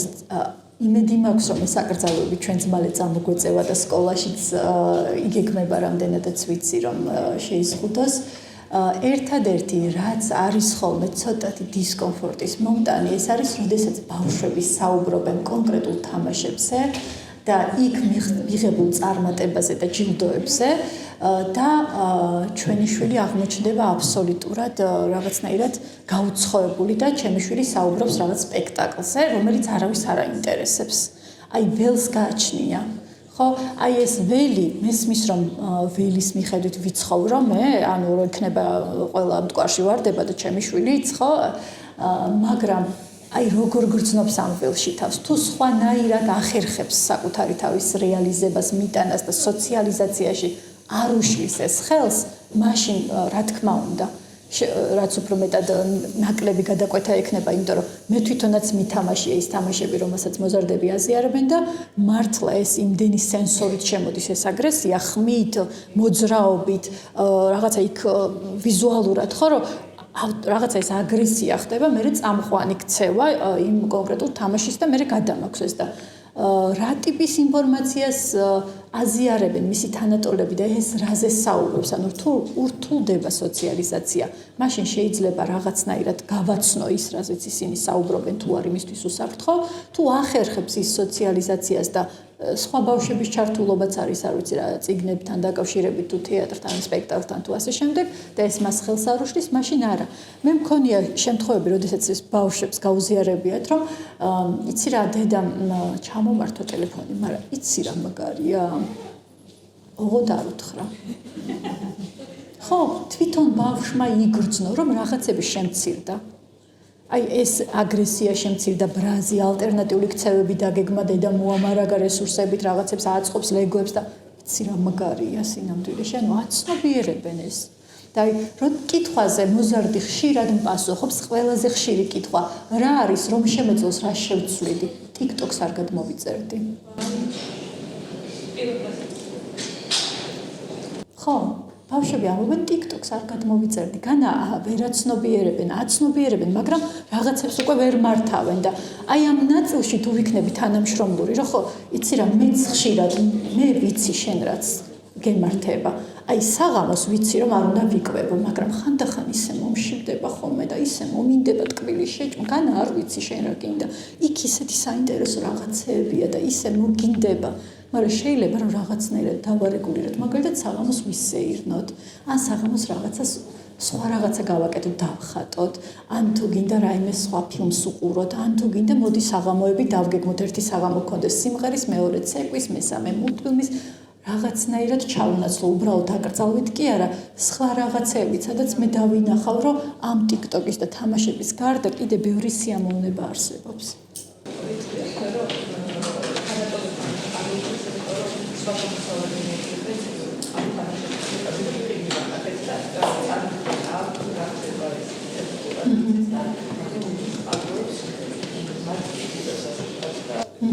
აი ეს ფიგურების შეგროვებაც ხო ეგ არის, შენ ეს გაქვს, მე ეს მაქვს, ან კონტაქტი აქვთ ამ თემაზე, კონტაქტი აქვთ. კი ბატონო, კი ბატონო. რა თქმა უნდა. კითხები, მადლობა.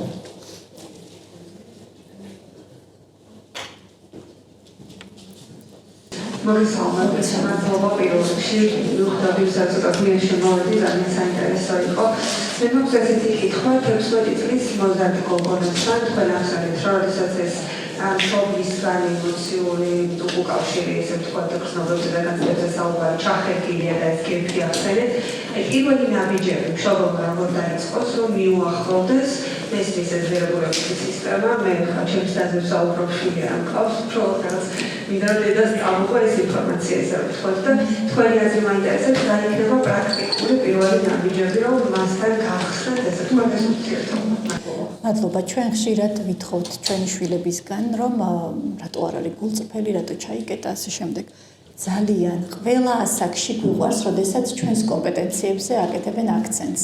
აუ შეგიძლია მირჩიო რა ჩავიცვა.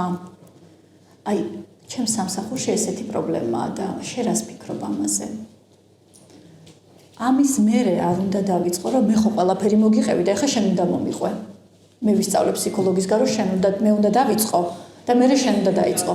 ანუ არ დავავალდებულო, რომ მან ყველაფერი მომიყვეს, მაგრამ ამ გამოცდილებებს, როდესაც ის ხედავს, რომ მე ხან მეშლება, ხან ბრაზდები, ხან არჩევანს ვერ ვაკეთებ, ხან სასოწარკვეთილი ვარ, ხან გამარჯვებული ვარ, ხან დამარცხებული ვარ, ის ხვდება, რომ ეს დედა, რომელიც მანამდე იდეალური მეგონა, ასევე ბევრ შეცდომებს და ბევრ რაღაცა კრიზისებშია. და თუ დაბოდიშებსაც იხდის, რომ ეს არ გამომივიდა, მაგ დროს ვერ მოგისმინე, უმაპატიერა რაღაცას მიყვებოდი, ხო? ეს დედა არის ნორმალური, ანუ აღარ არის იდეალური, არის ნორმალური ამ ცხოვრებისთვის შესაბამისი საკმარისად კარგი დედა. მე ის ხვდება, რომ მოდი ახლა მეც ვეტყვი, იმიტომ რომ თუ აი ეს მიზიარებს, რომ ხან შეეშალა, ხან დამარცხდა და ხან გამოუვიდა და ხან წააგო, მოდი ერთხელაც მეც ვეტყვი, რომ დედა იცი რა, ესეთი პრობლემა მაქვს. ოღონდ ზოგჯერ კი არა ძალიან ხშირად ჩვენს და მათაც სჭირდებათ მოსმენა. მოსმენა და არა აი ესეთი მხარდაჭერა ხო გეუბნებოდი. რამდენჯერ გითხარი. ხო? აი ეს მხარდაჭერა არის უაღრესად მნიშვნელოვანი. კიდევ ერთხელ ვამბობ, ჩვენ ბევრი ადამიანი შეიძლება გვყავდეს მხარდამჭერი ინტონაციით, მაგრამ არც ერთი არ იყოს მხარდამჭერი. ძალიან რბილად და ტკბილად გვეუბნებოდნენ წესებზე. აუ ესე ხო გითხრა, რამდენჯერ გითხარი?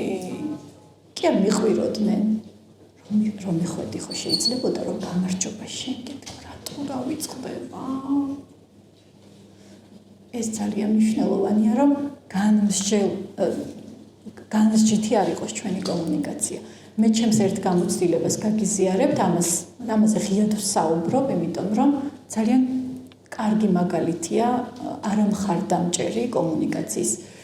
გვიან ღამე დავბრუნდი ტაქსით სახლში და შემხვდა ძღოლი, რომელიც არ ვიცი არაფრისო მდგომარეობაში იყო, ჰქონდა ჰალუცინაციები და მელაპარაკებოდა უცხო პლანეტელებზე და მე კითხებოდა ხომ გჯერა, შენც ხომ ხედავ და მე ვიყავი რთულ ვითარებაში, იმიტომ რომ ერთის მხრივ ვუდასტურებდი და მეორეს მხრივ მეშინოდა რომ ეს მისთვის იმდენად კომფორტული არ ყოფილიყო, რომ აიძულებს აღმოაჩინა ერთი მგზავრი, რომელიც მასსავით ხედავს უცხო პლანეტელებს. რა თქმა უნდა, ვეუბნებოდი რომ არ მინახია, მაგრამ ჯერა და ძალიან ბედნიერი იყო რომ მომჯეროდა. და აი მართლა გულში ვლოცულობდი რომ ოღონდ არ გამაციოს დანიშნულების ადგილს. მივედი მშვიდად და რა თქმა უნდა შეშინებული ვუზიარებ ოჯახის წევრს რომ აი ესეთი ამბავი მოხდა. ამ დროს რა არის მხარდამჭერი კომუნიკაცია?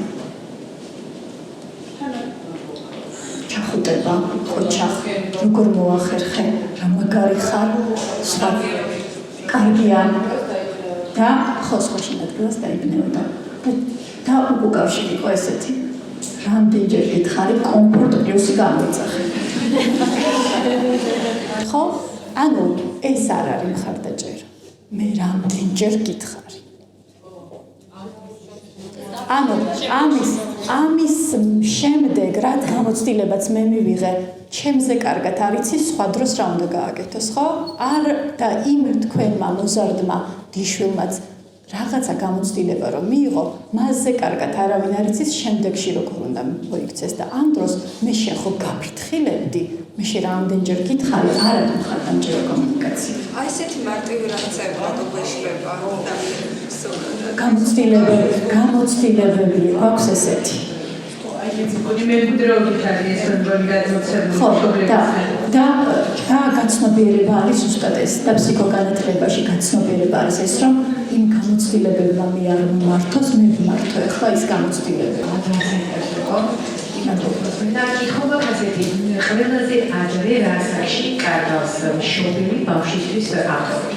ანუ მასწავლებელი უფრო მაგარია, უფრო სწორია, მეზობლის მიზა უფრო სწორია, რაც სამოსტარში. და როგორ უნდა დაიბრუნოს მშობელმა. მადლობა.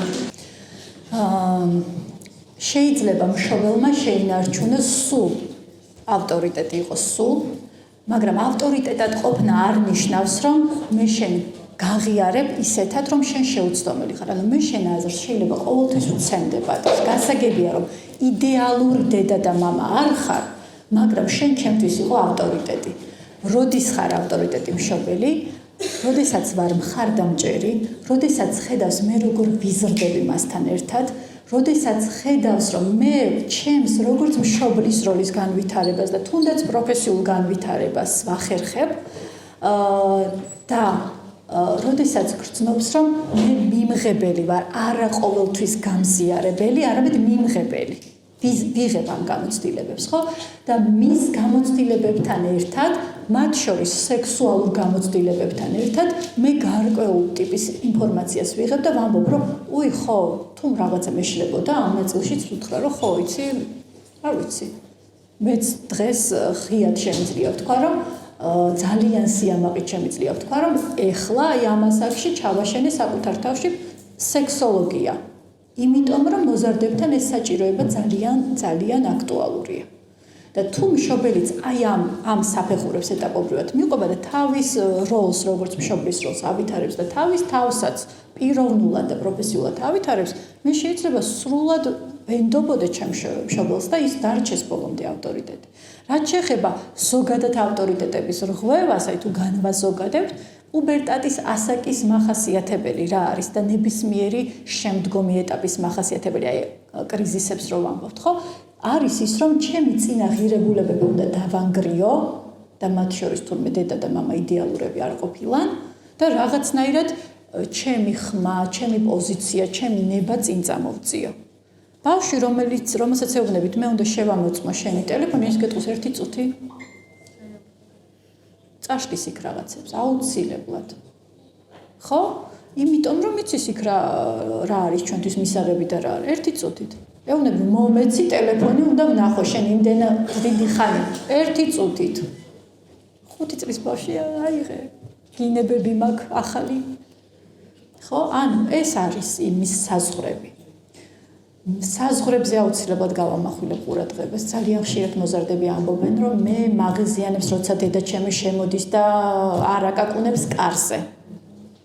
ან ის რაც მიყიდა, აი ეს ძალიან სენსიტიურია და მტკივნეული, ის რაც მიყიდა, მაგალითად გამომიწერა რაღაცა, არ ვიცი, რაღაცა დისკი, როგორც კი ვაბრაზებ შემოდის და ის დისკი გააქვს იმით მსჯის იცის რა არის და პასუხად ვიღებ ზუსტად იგივე ქცევას. რაც შენთვის არის მტკივნეული, ზუსტად იქ დაგაწვევი, იმიტომ რომ შენ ესე მიკეთებ მე. შენთვის მტკივნეულია მე ბიჭთან კონტაქტი მქონდეს და ღამე გავიპარო სახლიდან, აი იქ დაგაწვევი მე. ხო, ბუმერანგივით მიბრუნდება ეს მე. ამიტომ ავტორიტეტი ვარ მაშინაც, როცა ბოდიშს ვიხდი მის წინაშე. ოღონდ ბევრი ბოდიში უკვე აბსოლუტურად კარგავს აზრს. შემეშალა მაპატიო, შემეშალა მაპატიო. აუ ხო იცი როგორი ვარ არა. მეც ვცდილობ რომ საკუთარი თავი შევცვალო. მეც ვიზრდები შენთან ერთად როგორც მშობელი. მეც ვცდილობ შენ თუ დადიხარ ფსიქოლოგთან, მეც დავიწყებ სიარულს თუ ეს საჭიროება არის.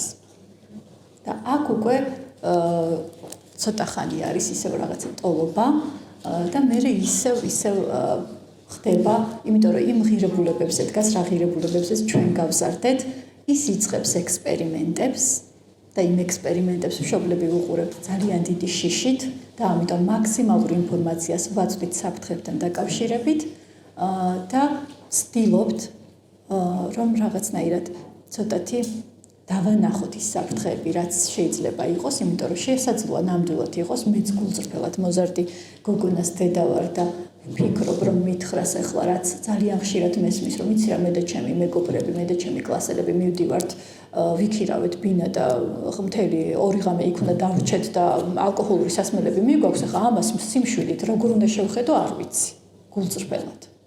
ხო? ძალიან ბუნებრივია, რომ აქ შფოთვა არის. მაგრამ თუ მეტყვი რომ არ წახვალ, ის მეტყვის რომ მეგობართან ვჩებით სახლში. ხო, ტყუილისკენ ვუბიძგებ. ამიტომ ვეუბნები რომ მე მესმის ახლა თქვენი ეს გამოცდილებები, აი ეს საფრთხეები არის. ეს საფრთხეები არის. მე თუ მას უნდა ის მაინც გაივლის ამ ბეწვის ხიდზე, მაგრამ ჩემი მიზანია მე რომ ავუკრძალო, ის უფრო მკაფიოდ გაივლის და უფრო მეტ შეცდომას დაუშვებს. და როგორც ერთმა ჭკვიანმა ადამიანმა კითხვაზე, როგორ გავზარდოთ ბოლოს და ბოლოს ეს ბავშვი. ძალიან მომწონს ეს მეტაფორა და ხშირად ვაზიარებ, როგორც ხელში საპონი. ძალიან თუ მოუჭერ, გაგისხლდება და ძალიან თუ მოადუნებ, გაგისხლდება. ყველაზე კარგად ჩვენ ვიცით, როგორ არის ეს ოქროს შუალედი ჩვენ შვილთან. მადლობა. ბოლო კითხვას დიახ, ბოლო კითხვას უსმენ. გამარჯობა, მოგესალმებით. მე ვარ სამართლის დიპლომატიის სტუდენტი და სტუდენტები ყოველდღიურად სხვადასხვა პრობლემის წინაშე დგანან. მაგრამ ბევრი ზიარებენ ახლობლებს, ფიქრობენ, რომ მათი გრძნობები არ არის საჭირო, რომ იცოდნენ ამ თვას სპეციალისტებს. და მაინტერესებს რა რჩევას მიცემთ, რომ უფრო მეტად გაიხსნან იმ ყველაფრის ფონზე, რაც ყოველდღიურად ისინი გადადენთ სწავლა, ეს რაც თვითად აწერთ. აი რა რჩევას მიცემთ მათ? ალბათ უფრო მეტად მხარდამჭერი ვიქნებოდი არაფორმალური სივრცეების, სადაც მათ ექნებოდათ შესაძლებლობა ესეთი ურთიერთმხარდამჭერი გუნდის არსებობის, სადაც გააზიარებდნენ ერთი ფასილიტატორი, რომელიც შექმნიდა ამ ველს და შემოიტანდა თემებს, აი ჯგუფური თერაპიის მსგავსი, სადაც ძალიან დიდი რესურსია აღმოაჩინო, რომ შენს მარტო არ ხარ აი ამ სიმძიმის და კრიზისის ფონზე, ზუსტად შენ ნაბიჯებს დგავს ყველა და ყველაზე დიდი მხარდამჭერი ალბათ ის ადამიანია, ვინც აი ამ შენ კრიზისს გადის სხვა ველში. მაგრამ იმისგან მიღებული მესმის მე ახლა შენ რა მდგომარეობაში ხარ და მე ეს გავიარე ან მე ზუსტად ამ კრიზისში ვარ, ყველაზე დიდი ფრაზაა, ვიდრე ნებისმიერი სხვა ბრძნული ფრაზა, რომელიც გაგვიგია.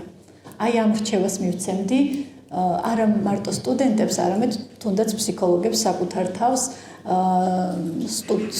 კავშირს, რომ შექმნან არაფორმალური ველი და სივრცე იმისთვის, რომ სტუდენტებმა მოახერხონ საკუთარი ემოციების, დამოკიდებულებების, გამოცდილებების გაზიარება და მხარდაჭერის მიღება.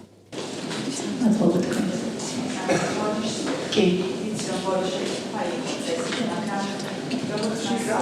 ძალიან დამატება მოსახლეობის ფსიქოლოგიაზე საუბრის დროს ნიშნებზე განსაზღვრულ შეფასებებზე საუბარი. როგორ მოახერხოთ მასწავლებლებმა და მშობლებმა ის, რომ მოსახლეობის მენტალობა არ დავაზიანოთ ჩვენ მიერ დაწერილი ან ხომილი შეფასებები. დიახ. I think შეფასებაც ცოტა გამიშალოს შეიძლება იმიტომ რომ ეხლა სკოლის პროფესორთან დაკავშირებით ძირითადად ამას ვაწყდები მე თვითონ სკოლის ფსიქოლოგიისგან და მასწავლებლებისგან თვითონ ასევე პრობლემა აქვს ძირითადად ჩასწავლდა მის მეგობრებს და ასევე ხშირად ისწავლია მათგან რომ ყველაფერზე თუ არა უფრო მეტად work-off კონტექსტში აი მოგეწონა არა გინდა ყველაფერზე ნეგატიურ ემოციებს უფრო მეტად აღწევენ ვიდრე თერაპიის და რა შეიძლება ამის გამოსავალი იყოს. მადლობა. ნიშნებზე რასაც გამომახვილებდი ყურადღებას, ბავშვები როგორც წესი, რასაც აზიარებენ, ეს არის ობიექტურობა. ობიექტურობა ხო ძალიან რთული ცნებაა, ხო? ანუ მე მგონია, რომ ჩემს მიმართ არ არიან ობიექტურები, მე მგონია, რომ ის ბავშვი გამორჩეულია, ის მასწავლებლის შვილია და ასე შემდეგ, ხო? ალბათ რა შეიძლება ახლა მე რჩევა მოგცეთ ამასთან დაკავშირებით, ფიქრობ, რომ რატომ მიიღო ის კონკრეტული ქულა. ალბათ ეს არის ძალიან მნიშვნელოვანი. მე მახსენდება ახლა ჩემი გამოცდილება მე-9 კლასში ვსწავლობდით ვეფხისტყაოსანს და ბავშვები, რომლებიც ძალიან ბევრ საზეპიროს გვაძლევდა ქართულის მასწავლებელი და სწავლობდით ძალიან დიდი მონდომებით, მაგრამ 5-იანს მაინც ვერ ვიღებდი, იმიტომ რომ ვერ ვიზეპირებდი რაღაც 15 კუპლეტს და ასე შემდეგ.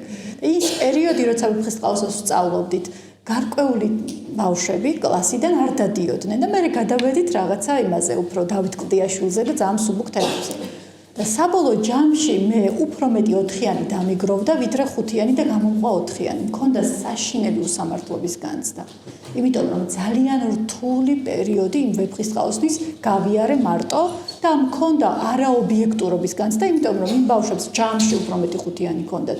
იმათ, ვინც არ ისწავლეს ვეფხისტყაოსანი, ვიდრე იმათ, ვინც ისწავლა და ბევრი 4-იანების ფონს. აი ეს ნაწილი, რომ რას ვაპროტესტებ მე, უნდა იყოს მოსმენილი. ხდებით, ანუ შენ ვის უმაღლებ ხმას, გასაგებია რომ ბრაზის დროს მე ხმა შეიძლება ავუმაღლო და მე შეიძლება ტირილიც დავიწყო ბრაზის დროს.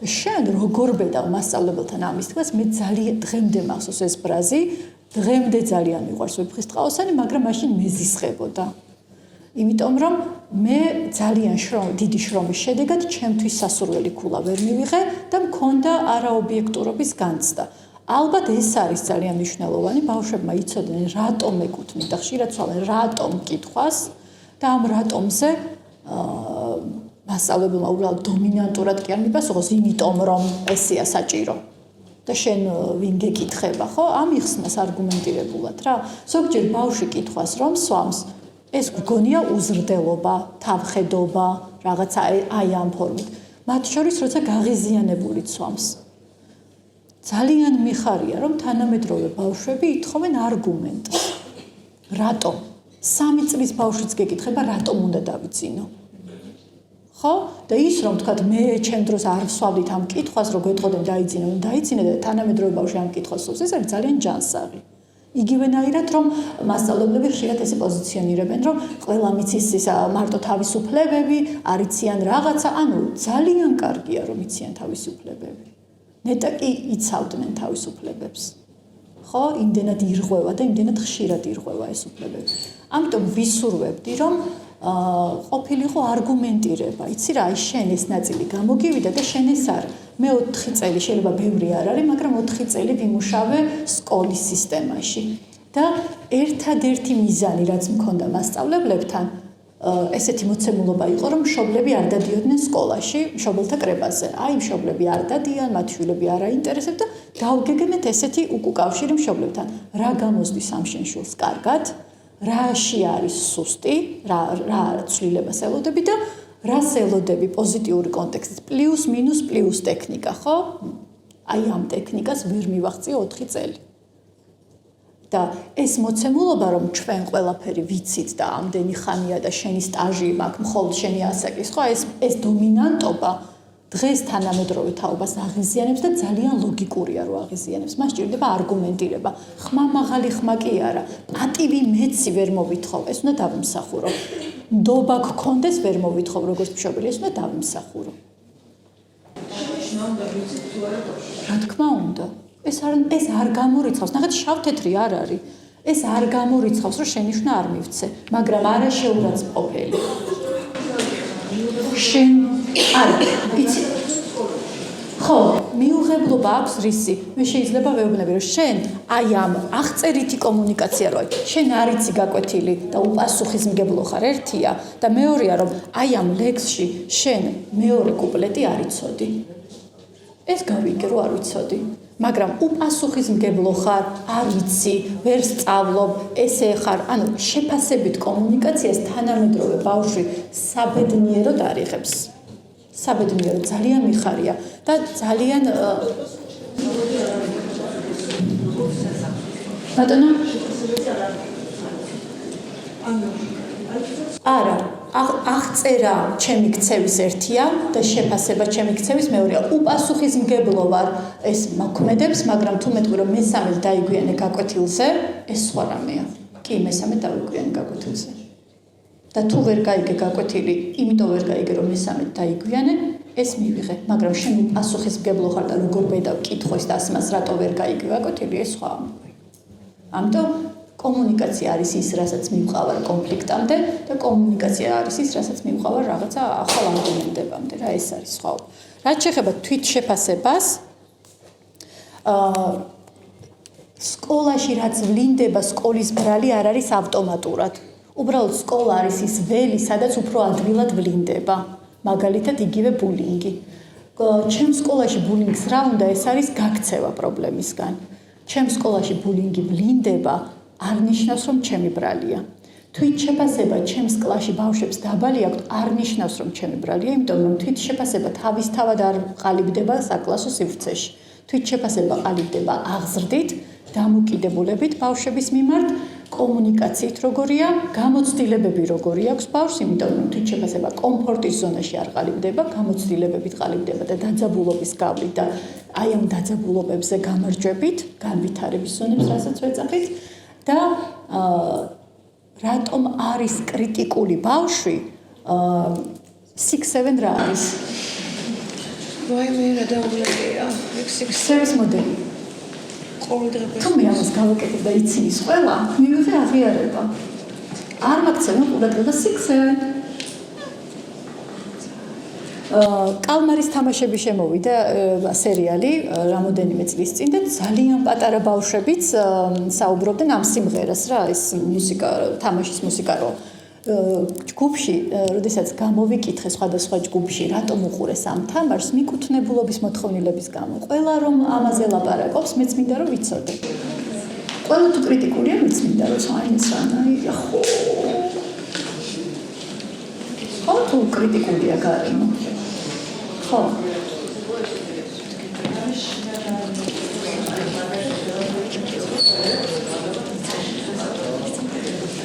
აღქმა არის ძალიან სუბიექტური. აღქმა ძალიან სუბიექტურია. აქედან რომ მე მქონდა ერთი ძალიან საინტერესო შეხვედრა, ვისაუბრე ეკრანის სარგებელზე. რატომ ირჩევენ ბავშვები ეკრანს? რომ იქ ძალიან სწრაფად დგება შედეგი თამაშებში, რომ მამოტივირებს იქ ეკრანი თამაში რაღაც ჯილდოებს მაძლევს და ეს უფრო კომფორტული გარემოა, ვიდრე იგივე სასკოლო სივრცე, სადაც რაღაც უფრო მაღალია მოთხოვნები, ვიდრე დადებითი შეფასებები. და მოკლედ რა შეიძლება გაკეთდეს იმისთვის, რომ ბავშვს პატარ-პატარა წარმატებებიც შევუქოთ და პატარ-პატარა წარმატებებითაც მიიღოს სიამოვნება და არა მაინდა-მაინც წლის ბოლოს რა ქულა გამოყვება. აი ამაზე იყო საუბარი, რომ იქნებ ჩვენი რეალობა უფრო დატვირთულია დავალებებით და მოცულობითია ეს დავალება და უფრო რთულია და შუაში მინდა პატარა სამოტივაციო რაღაცეები, ამაზე იყო საუბარი და ეს 2 საათიანი შეხვედრის შემდეგ მშობელი მეუბნება, რომ მე თუ ეხლა გავიგერო თურმე ეკრანი ძალიან სასარგებლო ყოფილა. ანუ საუბარი იყო, რომ იქ რა ხდება ისეთი რატომაც ირჩევს და რა შეიძლება იქედან სარგებელი წამოვიღოთ ჩვენს რეალობაში, რომ გადმოვიტანოთ. ამაზე იყო საუბარი, მაგრამ აღქმა რომ სუბიექტურია, მან მაინც ეს გაიგო. და შესაბამისად, მისი აღქმაც სუბიექტურია, თუ ცუდი ამინდია და ეს ჯოჯოხეთია, იმ დროს მისთვის ჯოჯოხეთია. ისევ წვიმაა. ხო, მაგრამ ვიღაცისთვის არა უშავს. ამიტომ ყოველ დღე და თუ ყოველ დღე არა კვირაში ერთხელ ძალიან კარგი პრაქტიკაა ბავშვებთან თუ ესეთ სამ შეკითხვას დავსვათ ამ კვირაში მოდი ერთი რამე გავიხსენოთ რაც იყო კარგი. ერთი რამე გავიხსენოთ რაც არ მოგვეწონა და შევცვლიდით. მოდი ერთიც გავიხსენოთ რა იყო საინტერესო. ცხოვრებაც ეგეთია, რასაც ჩვენ ვფიქრობთ მასზე. ხო და დიდისთვისაც რა თქმა უნდა კი აუცილებლად და თან ძალიან რესურსულია ზოგადად ჩემი ველის აღქმისთვის ბატონო ერთი რამე რაც კარგი მოხდა რა ამ კვირაში რა მოხდა კარგი უბრალოდ ვიტყვი რომ როგორც იქნა კარგი ამინდი გამოვიდა და ჩავიცვი აზროვნების აკადემიის ხო, კარგი ამინდი გამოვიდა და ჩემი ზაფხულის კაბა, რომელსაც მეგონა რომ ვერ ჩავიცმევდი, ისე მომერგო. ერთი რამე ძალიან მარტივი, ან გავსინჯე პირველად რაღაცა. არ არის აუცილებლად გრანდიოზული ამბავი. ერთი რამე, რასაც შევცვლიდი, რომ აუ ამ საცობებმა ისე დამღალა რა. ან ცოტა უფრო ადრე ავდგებოდი და ცოტა უფრო მალე მივიდოდი. და ერთი რა მოხდა საინტერესო, აი ამ კვირას მე ისეთი საინტერესო მძღოლი შემხვდა. აგა ტრეინინგი მოვისმენთ საინტერესო მადლობა